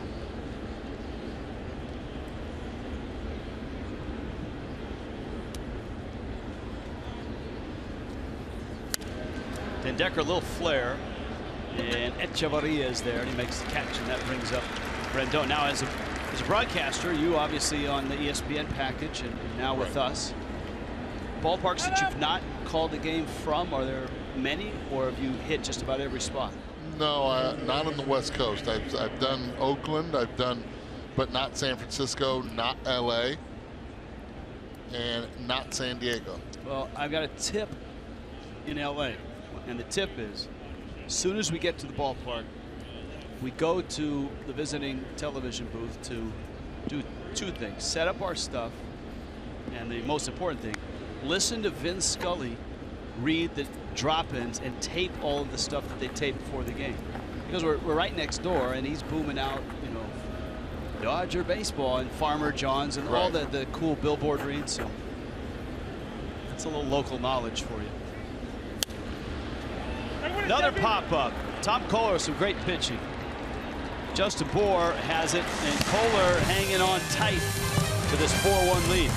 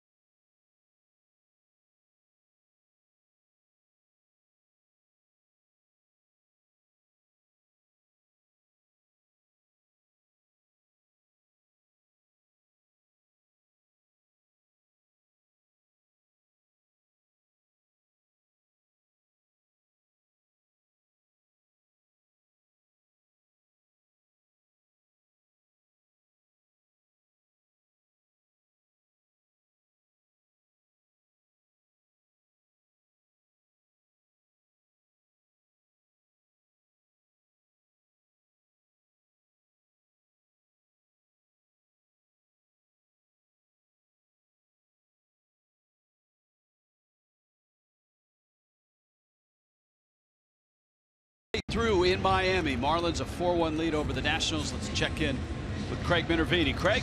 Thank you, Rich. The Marlins offense has actually hit pretty well this season, hitting .261 coming in. That's fourth in the National League. And here's another category they've been much better at. I think it's going to be a key offensively this season. That is in the category of doubles. Last year, the Marlins hit fewer doubles than anybody else in Major League Baseball, with an average of less than 1.5 a game. This year, not on fire, but their pace early on is more than 50 doubles if you strung it out over the season than they hit a year ago. You see they got one more in the ball game today with Christian Yelich hitting the double. Don Mattingly, when I talked about doubles, was kind of surprised at the number last year, and he said the double to me is a monster hit. First of all, if you're just hitting singles, you might need 3 to score a run, and you might even get thrown out. Secondly, if you get a 2-out double, you're already in scoring position. But he thinks it's a key hit for the club. We'll keep our eye on it. If they can get more doubles, slug better, should win more games. And Craig, in this ballpark, you would expect more doubles. Outfielders Absolutely. are deep, gaps are big. Anytime you put a ball in a gap, it's almost an automatic double. Should be a doubles haven, you're right. Even with the fences in a little bit, it's still large, especially expansive to left center and right center. Now, Don Mattingly did say because outfielders tend to play a little deeper here too, they might cut off some balls that normally would scoot through at home. So that's another way, depending on how they play the hitters. But you're right. You'd think doubles would be more common. Certainly triples we've seen here in a couple of spots in the park. Those, of course, thank you, Craig. Those, of course, the new dimensions. The change significant in terms of fence coming in center and right center, and fence coming down in left, center, and right in terms of height. Ichiro spins on that one. Ichiro too good at bats in the leadoff spot against Scherzer. Singled and scored in the first. That was the 3-run homer by Marcell Ozuna. And then walked in the second. That was in front of Prado's RBI hit. And that's how Miami has accumulated their 4 runs.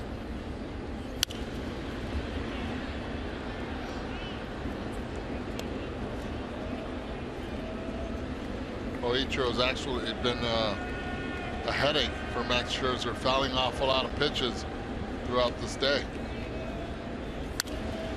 There's another one right there. Continues to try to climb the ladder, and Ichiro continues to chase, but having to protect with 2 strikes.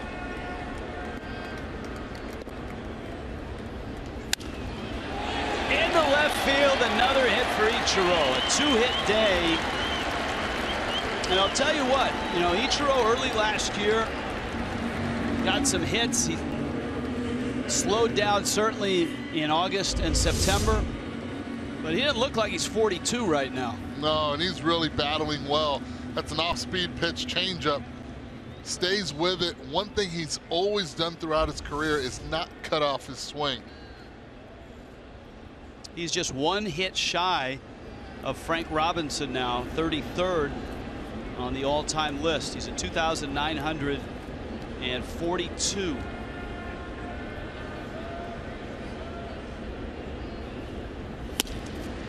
So this is, I mean, if you're thinking about Ichiro hitting 3,000 this year, to get to 3,000 hits, this is kind of the pace he needs. You know, when he gets a start, pick up a hit, pick up a pinch hit, or a hit when he comes in as in a double switch during the week.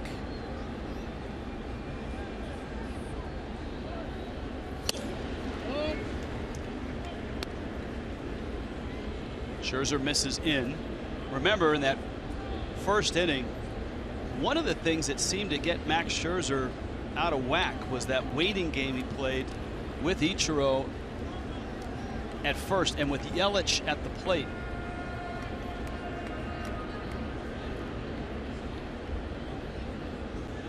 That's a design play right there. That's a sign that's given in from the dugout to the catcher. It's called the hold. Just come set and hold to try to freeze Ichiro. Now you should set quick and go to the plate. Watch as Wilson Ramos gets the sign in from the dugout. Going slider first away. Now he wants the fastball away.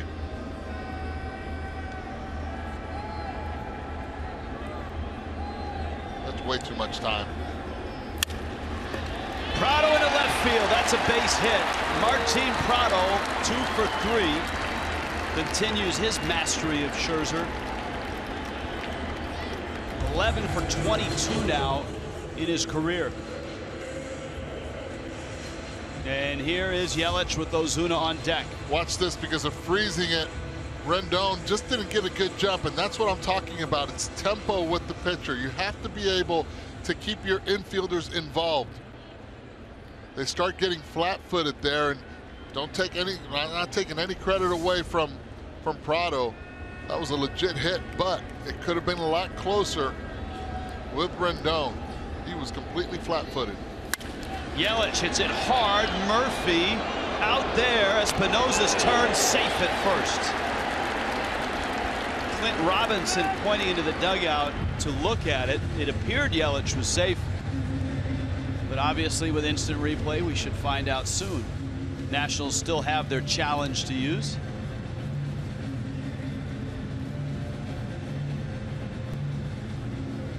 I think this will be a better angle for us to see.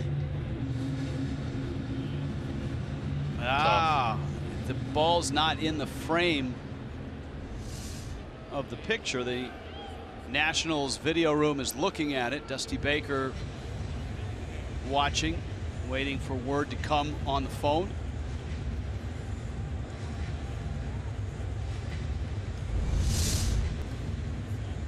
And I think Dusty has said, no mas. Play on. Ball in the back of the glove, and it almost appears as Yelich's foot is on there. His foot actually obscured by the foot of Robinson. As it is, Nationals will not challenge. It's a fielder's choice. And a big at bat here for not only Marcell Ozuna, but also for the Marlins to try to put a little more distance between themselves and the Nationals.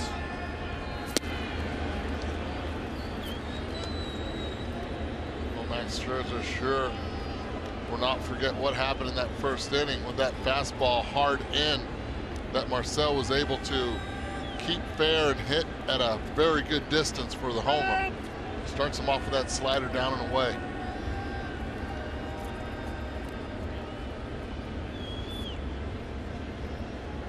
Ozuna's home run to left field, way up into the blue seats.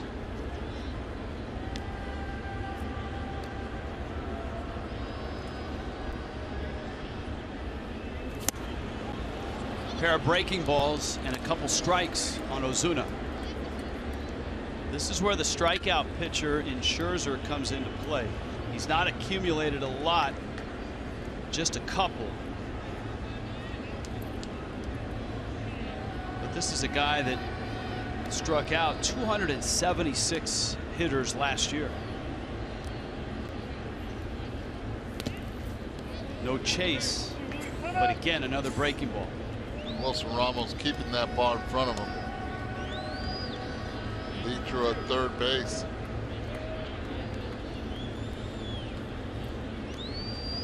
I would give him just a steady diet of those sliders that he swung through.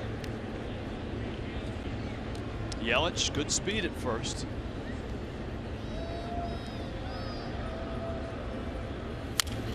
Slow tapper and a foul ball.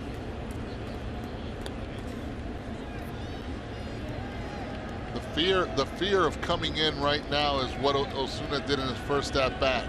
Pitch was out of the strike zone and still was able to barrel it.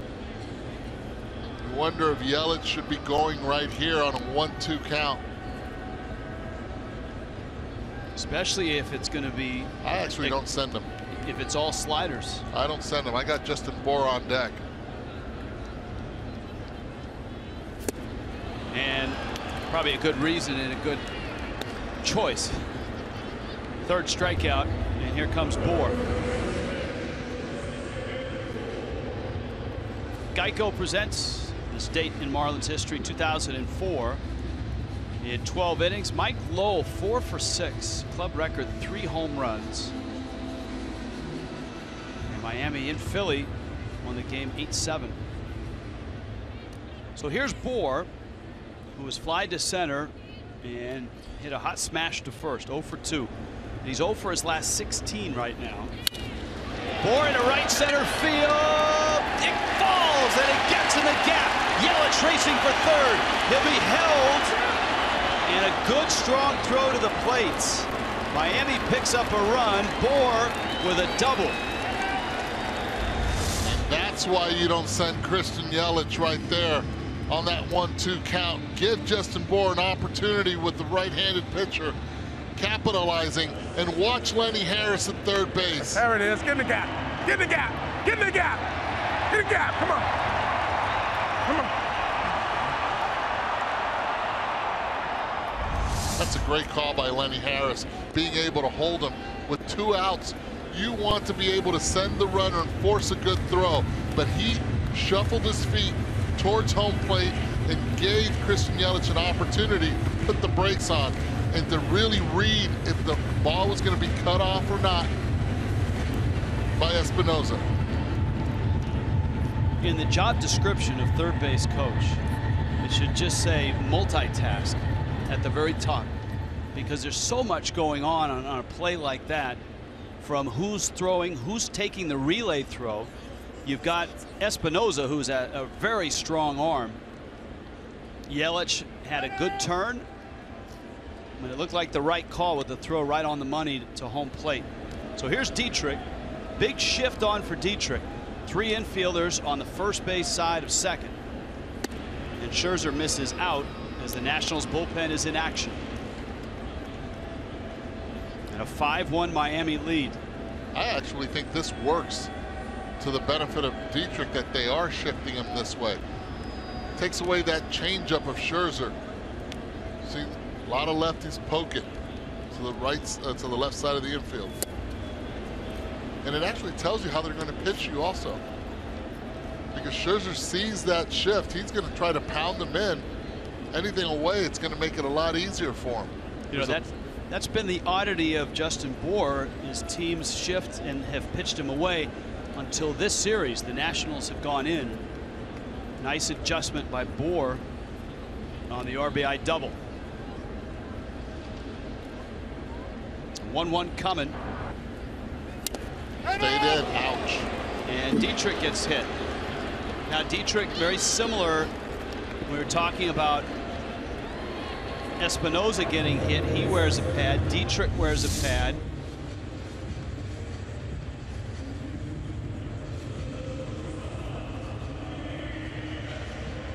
Hitters aren't afraid to move that elbow. And I guess the guy, you know, really the patron saint of that in this era is Chase Utley. The guy that stood over the plate, did not wear a pad until he got drilled a few times and needed to, just to protect the elbow. Protect that throwing arm. Now Echeverria with the bags loaded and 2 outs. A couple of grand slams in his career.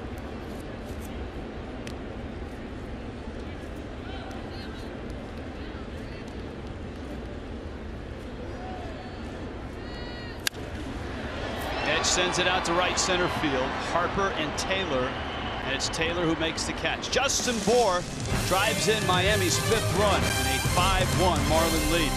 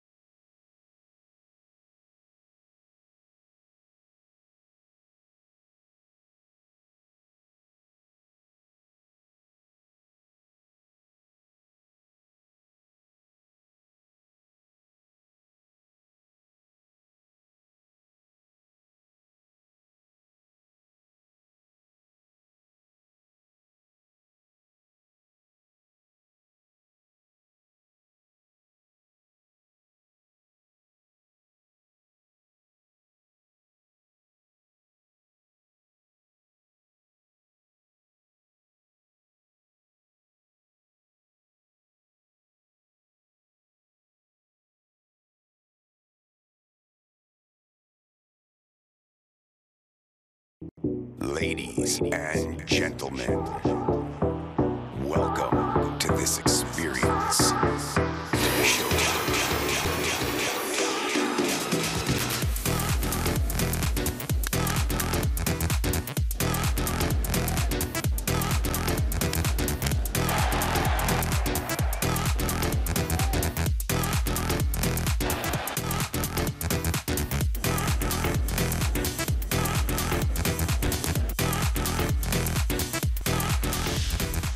Marlins Park, Nationals and Marlins. 4-gamer ends this afternoon. And then these two teams will part and go their separate ways. But Eduardo will jump on the plane with me. We'll head with the Marlins to San Francisco. Jessica Blaylock will join us for a tour of the West Coast and a stop in Milwaukee on the way home. Justin Bour with an RBI double, and Craig Breslow is out of the bullpen for Miami. Breslow takes over for Tom Koehler in a 5-1 game.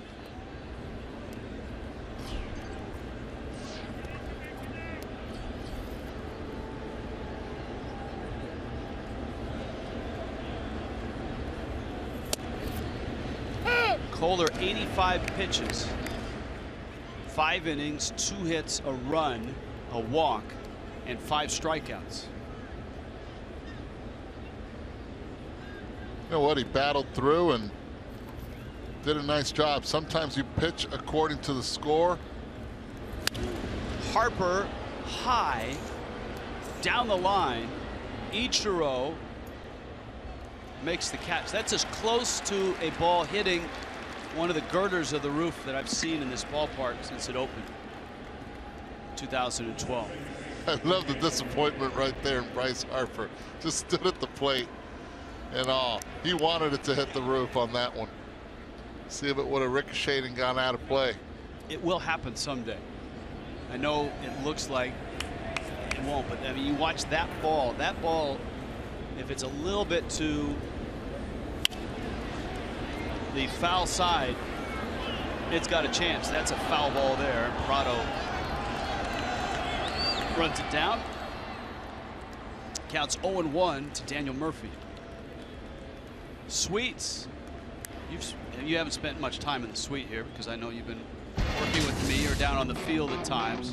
But right behind home plate, you can rent them for just 1 game as well. Groups from 16 to 60 offer VIP service and feature great food and beverage options. Marlins Suite can be yours. 1-877-MARLINS. Go to marlins.com/suites. The ground rule of a ball hitting up there is if it hits in fair territory, it's a live ball. If it hits something in foul territory, it's a dead ball.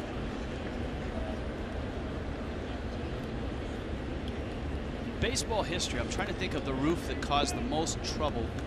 I know Tropicana Field's got the O-rings. Causes a lot of havoc, the Trop. Minute Maid Park also. It's been hit a couple times. The Metrodome. Weren't there some balls that got up into that roof and never came back out? The Metrodome? I know a few that would go up there and you would lose it completely. Yes. But. And as Bob Casey would say, no smoking in the Metro. No smoking. That's right. Very good. Ichiro slides. Did he get it? He did. That's the second sliding catch that Ichiro has made in right field. The 10-time Gold Glover. It's a nice play. Who's got a pillow for a glove? Look at how big that glove is. That's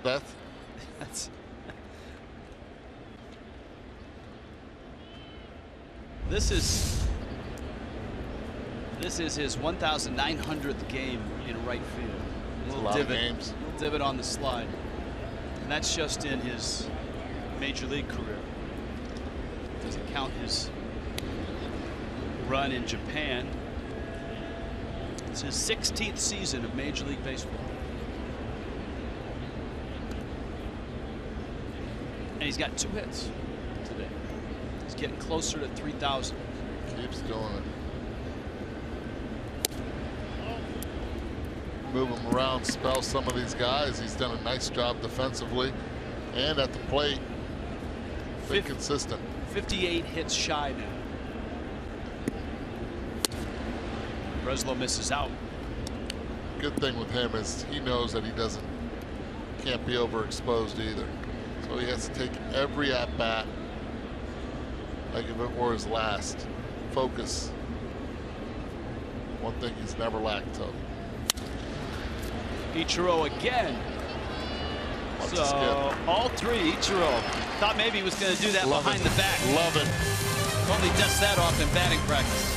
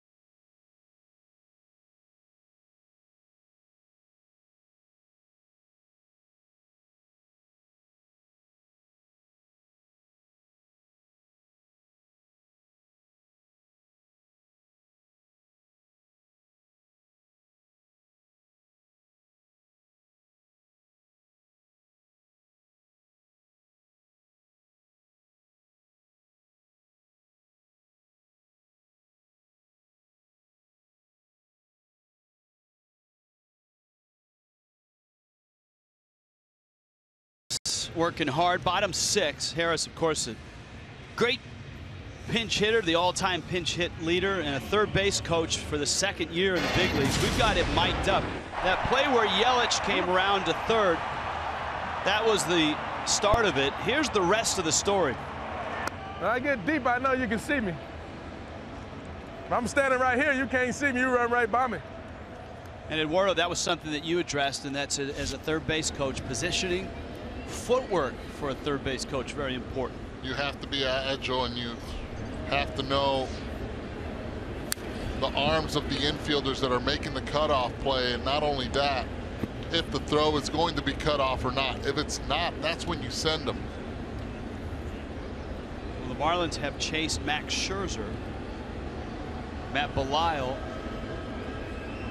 to Jeff Mathis, little tapper. And Belisle gets the out. Jose Lobaton comes in. It's a double switch for Dusty Baker. Lobaton is in the 9 spot. Belisle now is in Ramos's position, the 5 spot in the order. What? All right, so I've never heard anyone rank this, but I figured I've got a guy who played and coached and all that next to me.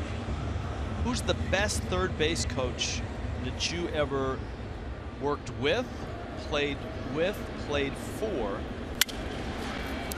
Chris Johnson sees one pitch and bounces it to Daniel Murphy. You got a guy? Is there a guy that stands out? Without a doubt, Jose Oquendo. Okay. St. Louis Cardinals third base coach this year, actually taking a medical leave for surgery in his knee, but to me, very good communicator when I played. He would actually, even when I was hitting, he'd say, "Tócala," which means bunt it, bunt it. You know, he'd verbally say it while he's giving signs, and he'll say to where, bunt it to second. Or also just shuffling. He knew the arms of every outfielder, and if sometimes he took over, if he saw a sign that Tony La Russa was putting on and he didn't like, he would have put it on. Really? So he actually he had editorial control over it. But you have to know what's going on in the game, and you have to have that good communication with your manager. Sometimes a manager will put on a sign and you're like, wait a second, that doesn't make any sense. And either you ask them to repeat it, or you just take over and say, no, that just didn't make sense to me. And and you have to have that trust between coach and skipper. Ichiro flips that one up in the air. Rendon makes the catch. And the Nationals retire Ichiro for the first time. All quiet on the Eastern Front in the Clevelander.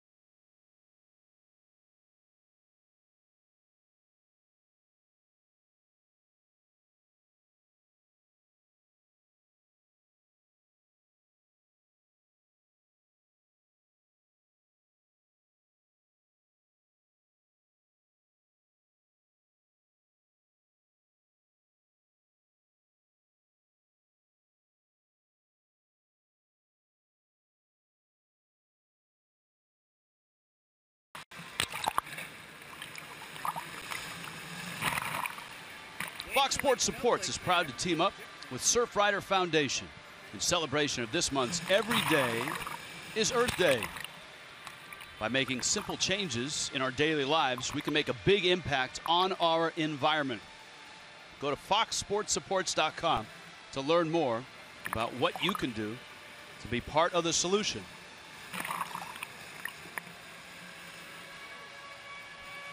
Well, look at that. From South Beach to the Clevelander at Marlins Park. Looks like everyone is just taking it easy right now. It's usually about the 5th or 6th inning. There's been dancing and libations and all of that. You hit a lull, and then after the game, it fires up. Are we doing any games from over there? That's a possibility, actually. We're working on it. It's a good thing. It is. It is. Clint Robinson is up. And Kyle Barraclough is out of Miami's bullpen. So Tom Kohler 5 innings. Craig Breslow works the 6th. Barraclough gets the 7th. The trouble spot for the Marlins has been this area of the bullpen. Barraclough, of course, started the year in AAA. He had a nice run with the Marlins late last year. Jose Urena called up today. Chris Narveson designated for assignment.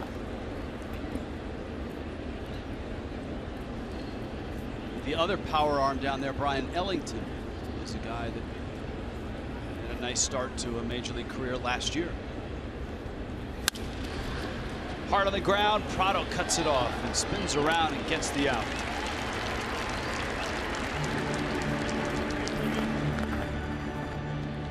You know, that play right there in this new era of defensive metrics, the zone ratings and all of that, that's a play that is kind of a gray area where a third baseman is 50. How far off would you give him off the line? I would have said it was probably 40. Okay, so he's 40 feet off the line. That's where he's playing. I believe, and I'll double check with my guy at Baseball Info Solutions. I think Prado does not get scored for any range on that because he's so far out of position. Because the grid that defenders are graded on, watch where he gets the ball. The grid that defenders are graded on is a static grid. It doesn't move with the defender, and that's the next frontier, I think, in defensive stats is pre-pitch positioning, finding out where a guy starts from and where he ends up. Perry Hill last year gave his middle infielders, D. Gordon and Echeverria, a little more latitude and a little more push to move based on pitch count, pitch type. As a result, Echeverria's numbers went up, especially to his right, which was a hole in his defensive metrics his first couple of seasons in the big leagues. Echeverria was not scored highly to his right, but last year when he was a little more aggressive in shifting, his numbers were better. So just something to think about. Craig? You know, Martin Prado, when he came to the Marlins last year, went through the whole Perry Hill workouts in spring training, and Martin told me, quite frankly, he was angry throughout spring training. He was not joking when he said that. Changing some of the styles that he did, he thought he kind of knew how to play the position defensively. That tune changed as the season went on. He has bought into Perry Hill. He said, I was messed up defensively now, and I would be nowhere without Perry Hill. But the first 6 weeks of spring training was not his favorite guy. So he learned the tough way, and he has bought in. You couldn't praise somebody more than the way Prado praises Perry Hill, but it wasn't like that in spring training last year. Ichiro gives way to Ozuna. Thank you, Craig. 2 nice innings from the bullpen for the Fish.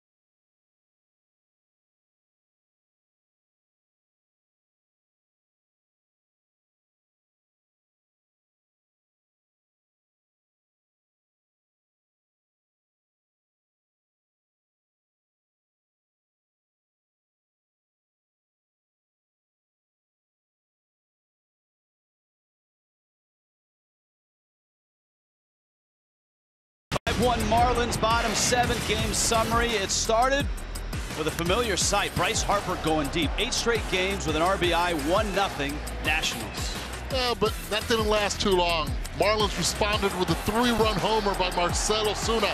Pitch way inside and ball way far. Terrific day for Martin Prado, and this a 2nd inning single that pushed the lead to 4-1. And Justin Bour, let's add on to it. The 5th inning, a double, drives in Ichiro. The score still stands at 5-1. All of that behind Tom Koehler's 5 innings, and now 2 shutout innings from Miami's bullpen. It's bottom 7. Matt Belisle still out there for the Nationals.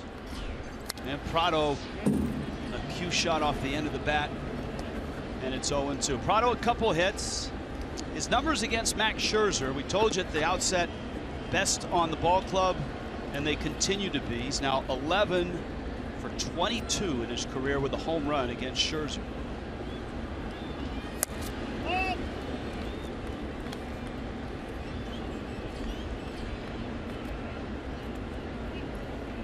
Scherzer did not compile the type of numbers that we're used to seeing. He's a guy that can get you a Costco type Strikeout total 13, 14, 15. He struck out 3, walked 2, 5 runs, 8 hits, 5 innings. On the ground, and Espinosa throws out Prado. Christian Yelich, Marcell Ozuna coming up. If the Marlins can win this ball game, what a nice feeling for Don Mattingly to get a win, get a series split, especially after the disappointments of the last 2 nights, and give that man and Dee Gordon a day off. And slow down this early season juggernaut, the Washington Nationals. The Nationals record, it sits at 11-3. 2 of those losses for Dusty Baker and the Nationals are to the Marlins. That's a good sign for the Marlins, knowing that you can go and compete against a team like the Nationals, you can compete against a team like the Mets, that are 2 teams that are highly regarded in this division. Well, and that's the question, isn't it? After 3 weeks or 2.5 weeks or whatever it's been, are the Marlins the team that have struggled at home, and certainly they have, they're 1-7, or are they the team that looks so good on that road trip, taking 2 or 3 in New York against the Mets, splitting with the Nationals, and the game they lost was a game they easily could have won. So I guess tune in mid to late May and find out. 3-1 to Yelich. It's in, and Yelich takes his 14th walk of the season.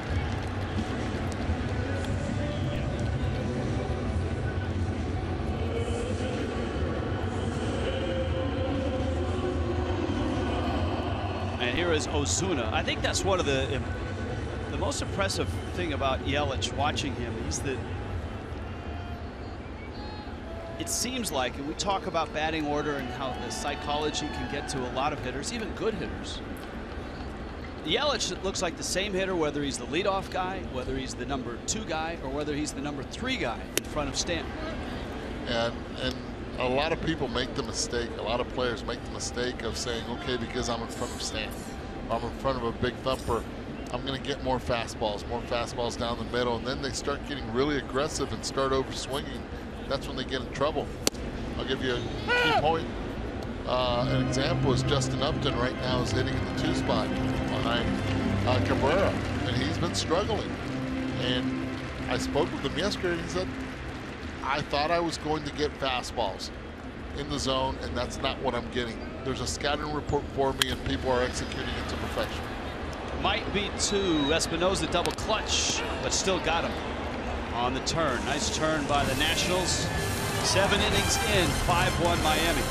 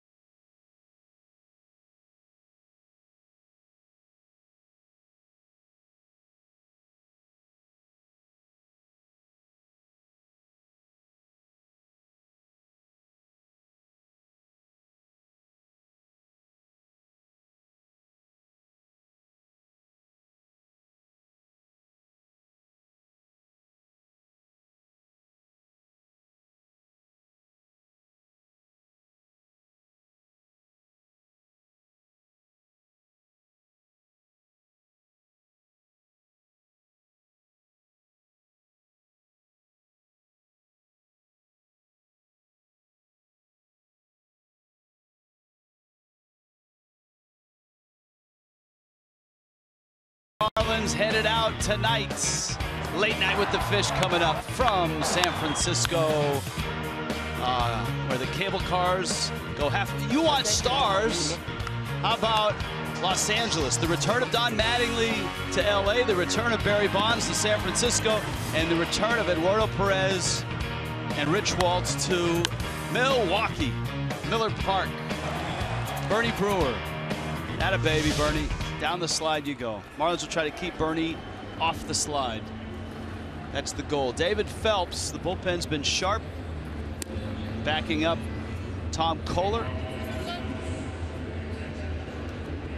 And Phelps has looked very comfortable in the middle relief role, and even as he's been moved deeper towards the back of the bullpen, Phelps has continued to look good. He has. He's been aggressive in the zone. Just the tempo as you see Dee Gordon now at second base. Marlins putting a little better defensive team out there. And at the same time, actually, no. Doesn't look like they've double switched at all. Straight up. Maybe the hit by pitch, Dietrich getting clipped. He didn't get clipped, he got bopped in the elbow. So much for the day off for D. Happens, that's what.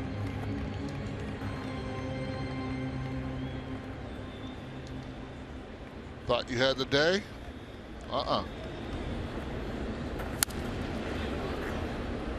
Hopefully Derek's okay. That's what you like to see, coming right out of the bullpen, throwing strikes. 0-2 count already.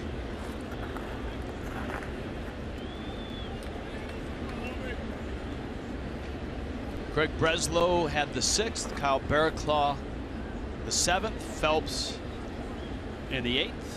And that moves the feet of Jose Lobaton. Lobaton came in a double switch. Wilson Ramos started the game, went 1 for 3. There's Dietrich, good sign that he's on the bench. Yeah, he's rubbing it a little bit, but the good sign is he's not in the clubhouse. He's outside. As you pointed out, a right-handed thrower that hits left-handed exposes that throwing arm. Yeah, that's where you have to be very careful. And right now, Don Mattingly and the rest of the coaching staff, they need to have everybody okay for defense. They have a 4-run lead. Bothers you a little bit, it's okay. We have another defender. He's a Gold Glover. It's a good pitch. Close. It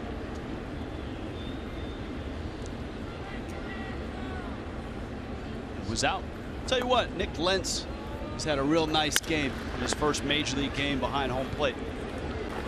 Of course, Dee Gordon comes in. It finds you. Right at him. And an out here in the 8th. Oh, the second best thing to a road trip, Eduardo, is a Corona Light Marlins watch party. And on the 24th at Brews Room on Bird Road in Miami, Marlins and Giants. You got tickets and raffle prizes. Billy and the Energy Team will be there. Corona Light specials at Brews Room on Bird Road in Miami on Sunday the 24th.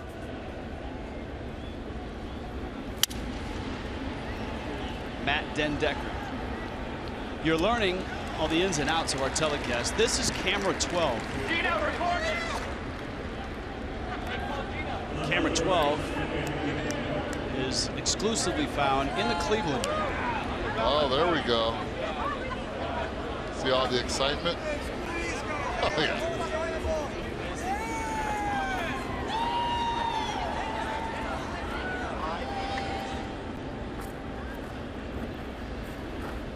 See, we can shoot into the Clevelander, but when you have camera 12 at your disposal.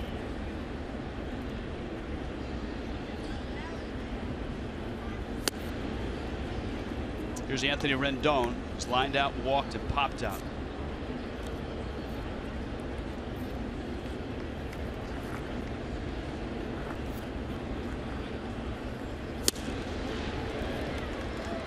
Phelps at 93.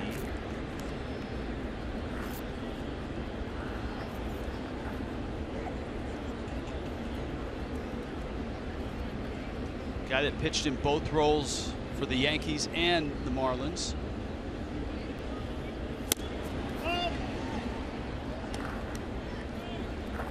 Out of Notre Dame.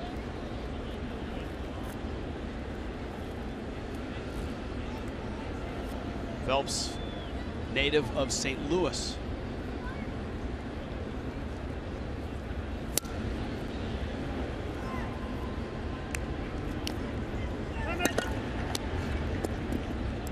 Love to see him earn his way on instead of getting on via the walk, especially with Bryce Harper on deck, even though you're up 4. Love to see Bryce lead off next inning.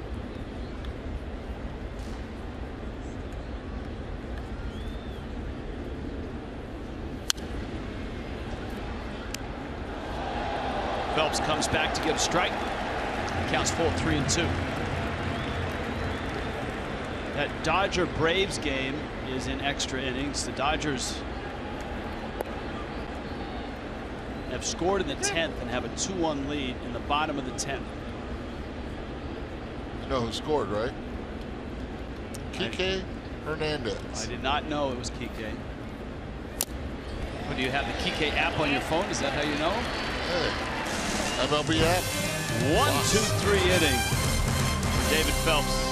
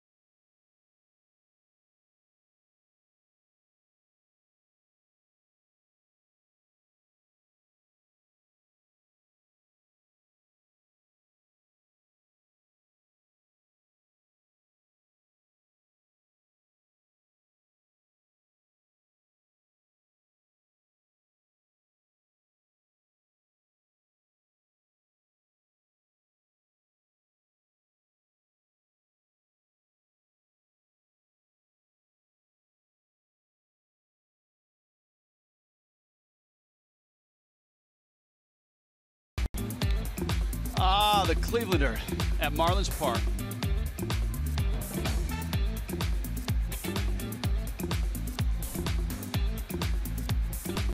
Yeah, they do it right. You know, as a broadcaster, there's a time in each show where you want to let the show breathe. That was it? That was it. And I didn't leave. Nah, you did not. You came in later Late. after it had plenty of time to breathe. Good. Felipe Rivero for the Nationals. I'm learning. You are.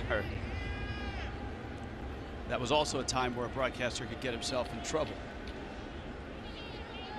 Justin Bour, and remember Dee Gordon in the double switch is in the 6th spot, so he's up 2nd, and then Adeiny Echeverria against the lefty Rivero. This kid brings it. Very live arm. Throws 95 to 97. Always had a little issues with control, but has really done well as of late. He's gone after Bour with fastballs. He's out in front. 0-2. 24 years old, out of San Felipe, Venezuela. Came from the Rays.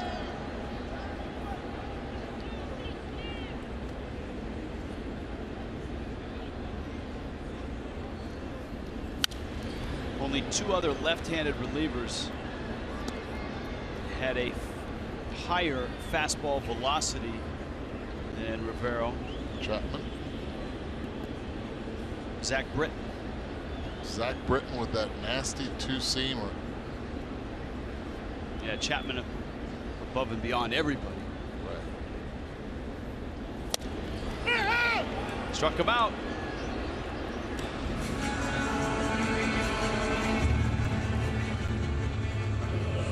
Yeah, that's one of the few calls that Nick Lentz hasn't quite stuck. Well, it's a lefty throwing mid-90s. That's not easy. Something you don't see. He hits his target. Lobaton way outside, but he hit it. And that's sometimes what umpires look at. Here's D. Gordon now. Derek Dietrich started the game. Was hit by a pitch left, whether it was because of that or because the Marlins wanted Gordon's glove in there with a 5-1 lead. Possibly a little bit of both.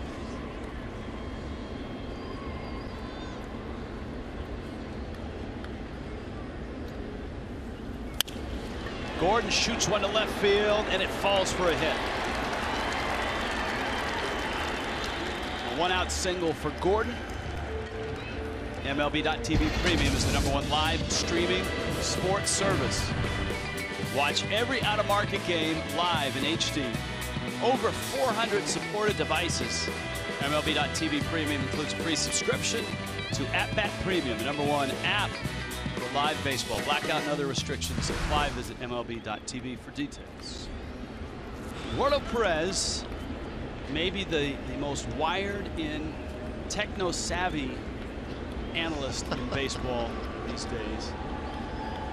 Try to stay connected. On the table here, he's got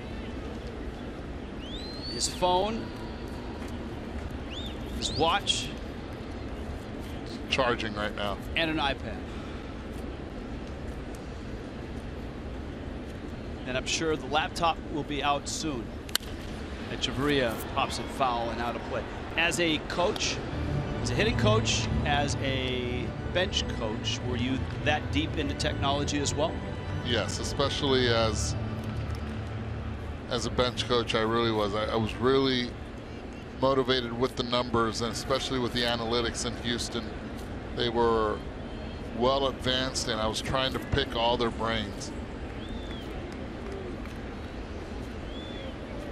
Actually, their analytical department's called Decision Sciences.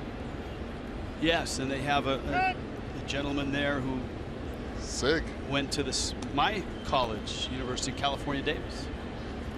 How much of the, now that we're there, of the analytics and stuff that's out there, what did you really like and what did you say, eh? In some form, one is still a purist, like, for example, playing no double situations where you cover the line.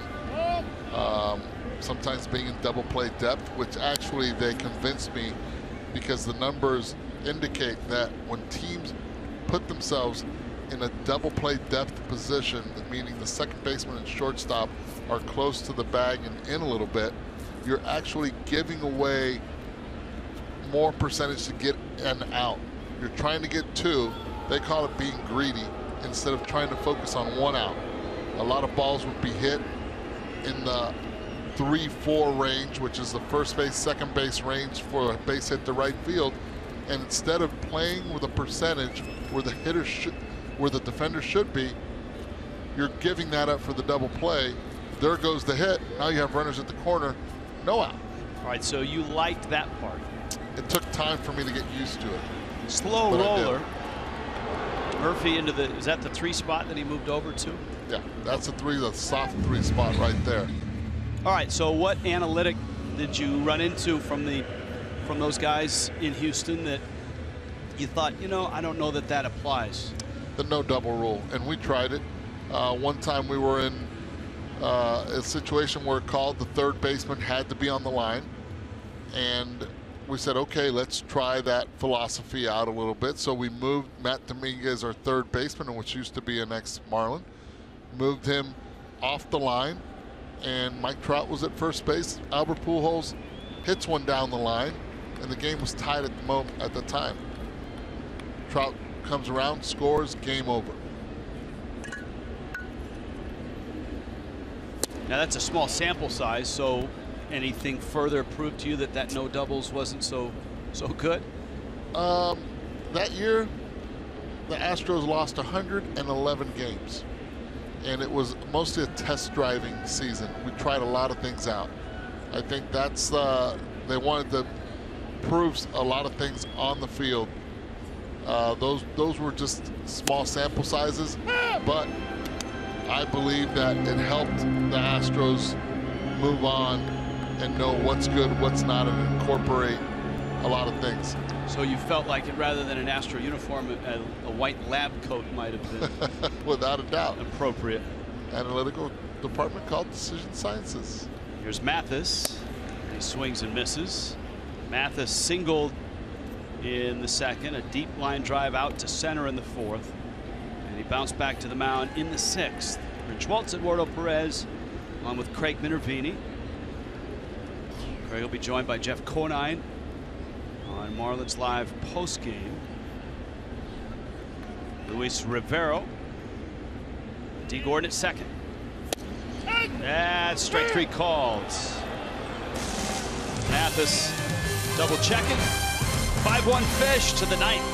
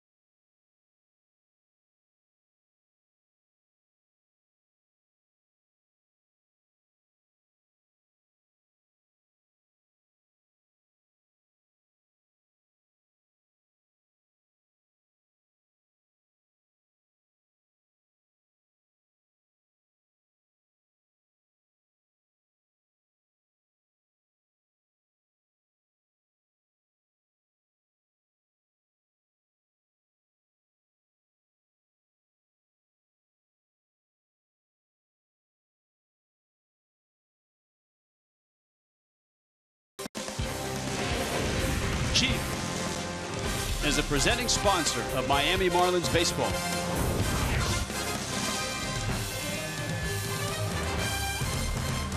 (5-1) Marlins on top, but that man's got a bat and a helmet, and that's never a good thing if you're an opponent. Our Toyota inside look, quality swings.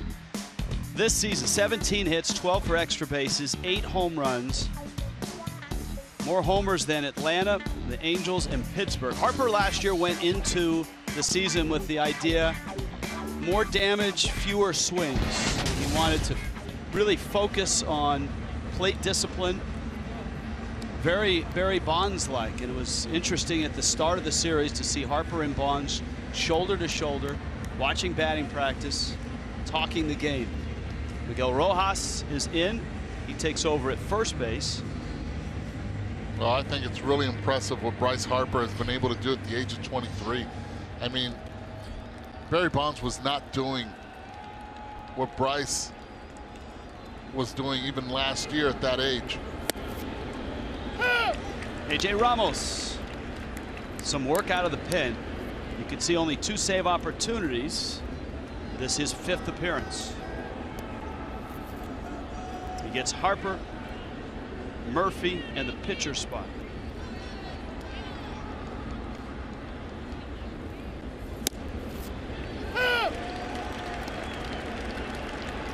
Not a save situation.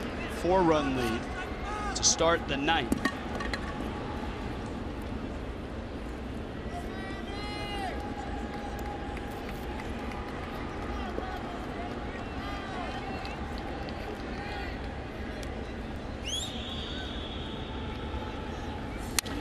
Harper, hard ground ball. Gordon, outfield grass, a little flip, and he gets the outs.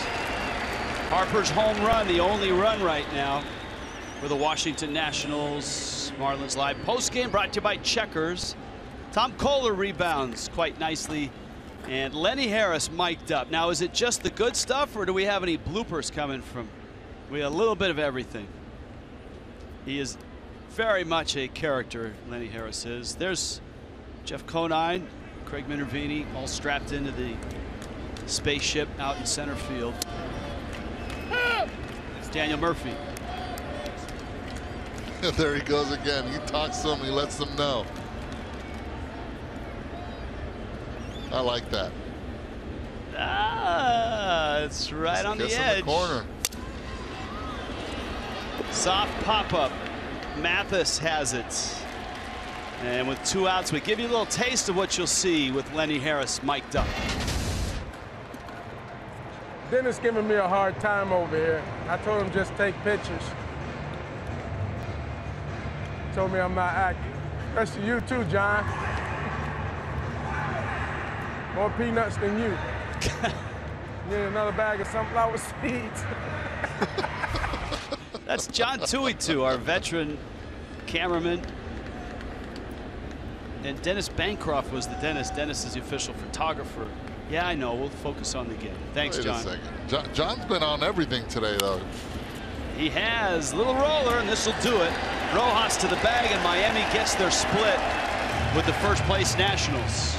Tom Kohler, Craig Breslow, Kyle Barraclough, A.J. Ramos finishes it off.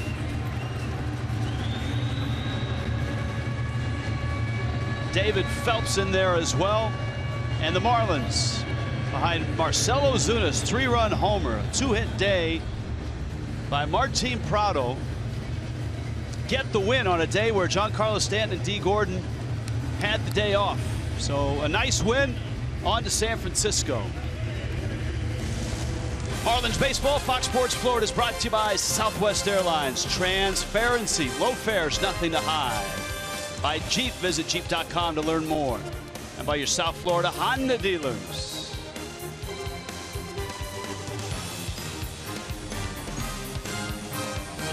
Marlins now 6 games against the Nationals this year are dead even at 3-3. And so to get this win for the Fish, hopefully gets them a little momentum headed into San Francisco. Exactly what I was about to say. Being able to have this W, get on that long flight to San Francisco, sure makes it a lot shorter. Not time-wise, but emotionally, as they get ready to go to California. All right, Martin Prado down below.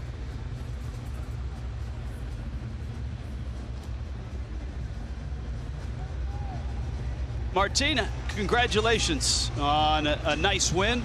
And what's the secret to facing Max Scherzer? Because you've had success against him. Well, I don't know what to tell you. It's always a good battle. It's not like it's definitely 100% me. Just I've been facing this guy a lot. So sometimes he get me there. He got some games and I got my game. So it's been pretty good battle against this guy. Martin, at third base, you've been putting on a show. We saw a play. You went to your left. Talk to us a little bit about that play. Well, you know, Robinson, he always he's kind of like always trying to hit the ball that way, and I just give him the third base side. You know, if he hit it there, well, he might get a double, but they playing the shift against him. So Bone, he always got an idea where everybody just hit the ball. So we pretty much guide by Perry Hill, so he make our job easier. Hey, Craig had a story about when you arrived in training camp last year, your first training camp with Perry Hill. A lot of his ideas are different than others around baseball. What was that transition like for you? Well, I mean, this is gonna sound weird to you guys, but the first time I talked to him last year, I hate him. I was like, this guy, he just come to me and trying to tell me what to do, and so basically he was trying to make everything you know, like shorter. Like I was doing a lot of stuff. I was all over the place, and he explained it to me in the way that I have to get it. I have to get it, and I have to get it. I'm sorry, I can't concentrate now. So yeah, he just basically trying to make everything like, okay, you got to do this basic stuff, and it was hard for me to do it. But after like 2 or 3 weeks, I finally got it. I was like, Perry, you pretty good, and I think you're gonna make me better, and he did. Good concentration there. Yeah. All right, on to San Francisco. You feel like the club splitting this series has recovered from the weekend against the Braves?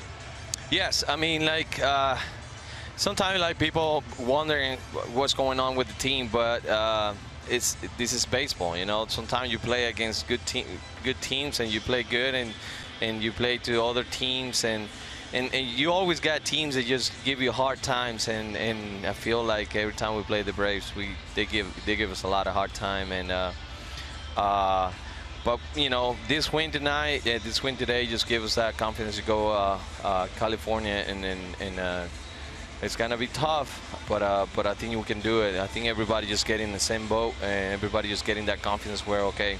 All right, who was the chimp and who was the sea monster there? It was hard for me to. I was just trying to concentrate. And it's hard for me because I was, you know, Spanish speaker, so I'm trying to speak English and trying to concentrate. Tell me about it. Right? That's one of the most impressive interviews I've seen, because you didn't blink, you didn't flinch, you gave a very good comprehensive answer. And here's a look at the chimp and the sea monster. Yeah, well, you know why? Because every time I talk about Perry Hills, I get excited. Just kind of like game on. And he always so intense, so you got to be intense every time you talk to him. All right. Thank you, Martin. Yeah. Terrific win. We'll see you on the plane. Thank you, guys. Thank you for having me. Right. Martin Prado, one of the, if not the leader of this ball club. 5-1, Marlins win it. Day on the beach. Marlins Live postgame is next.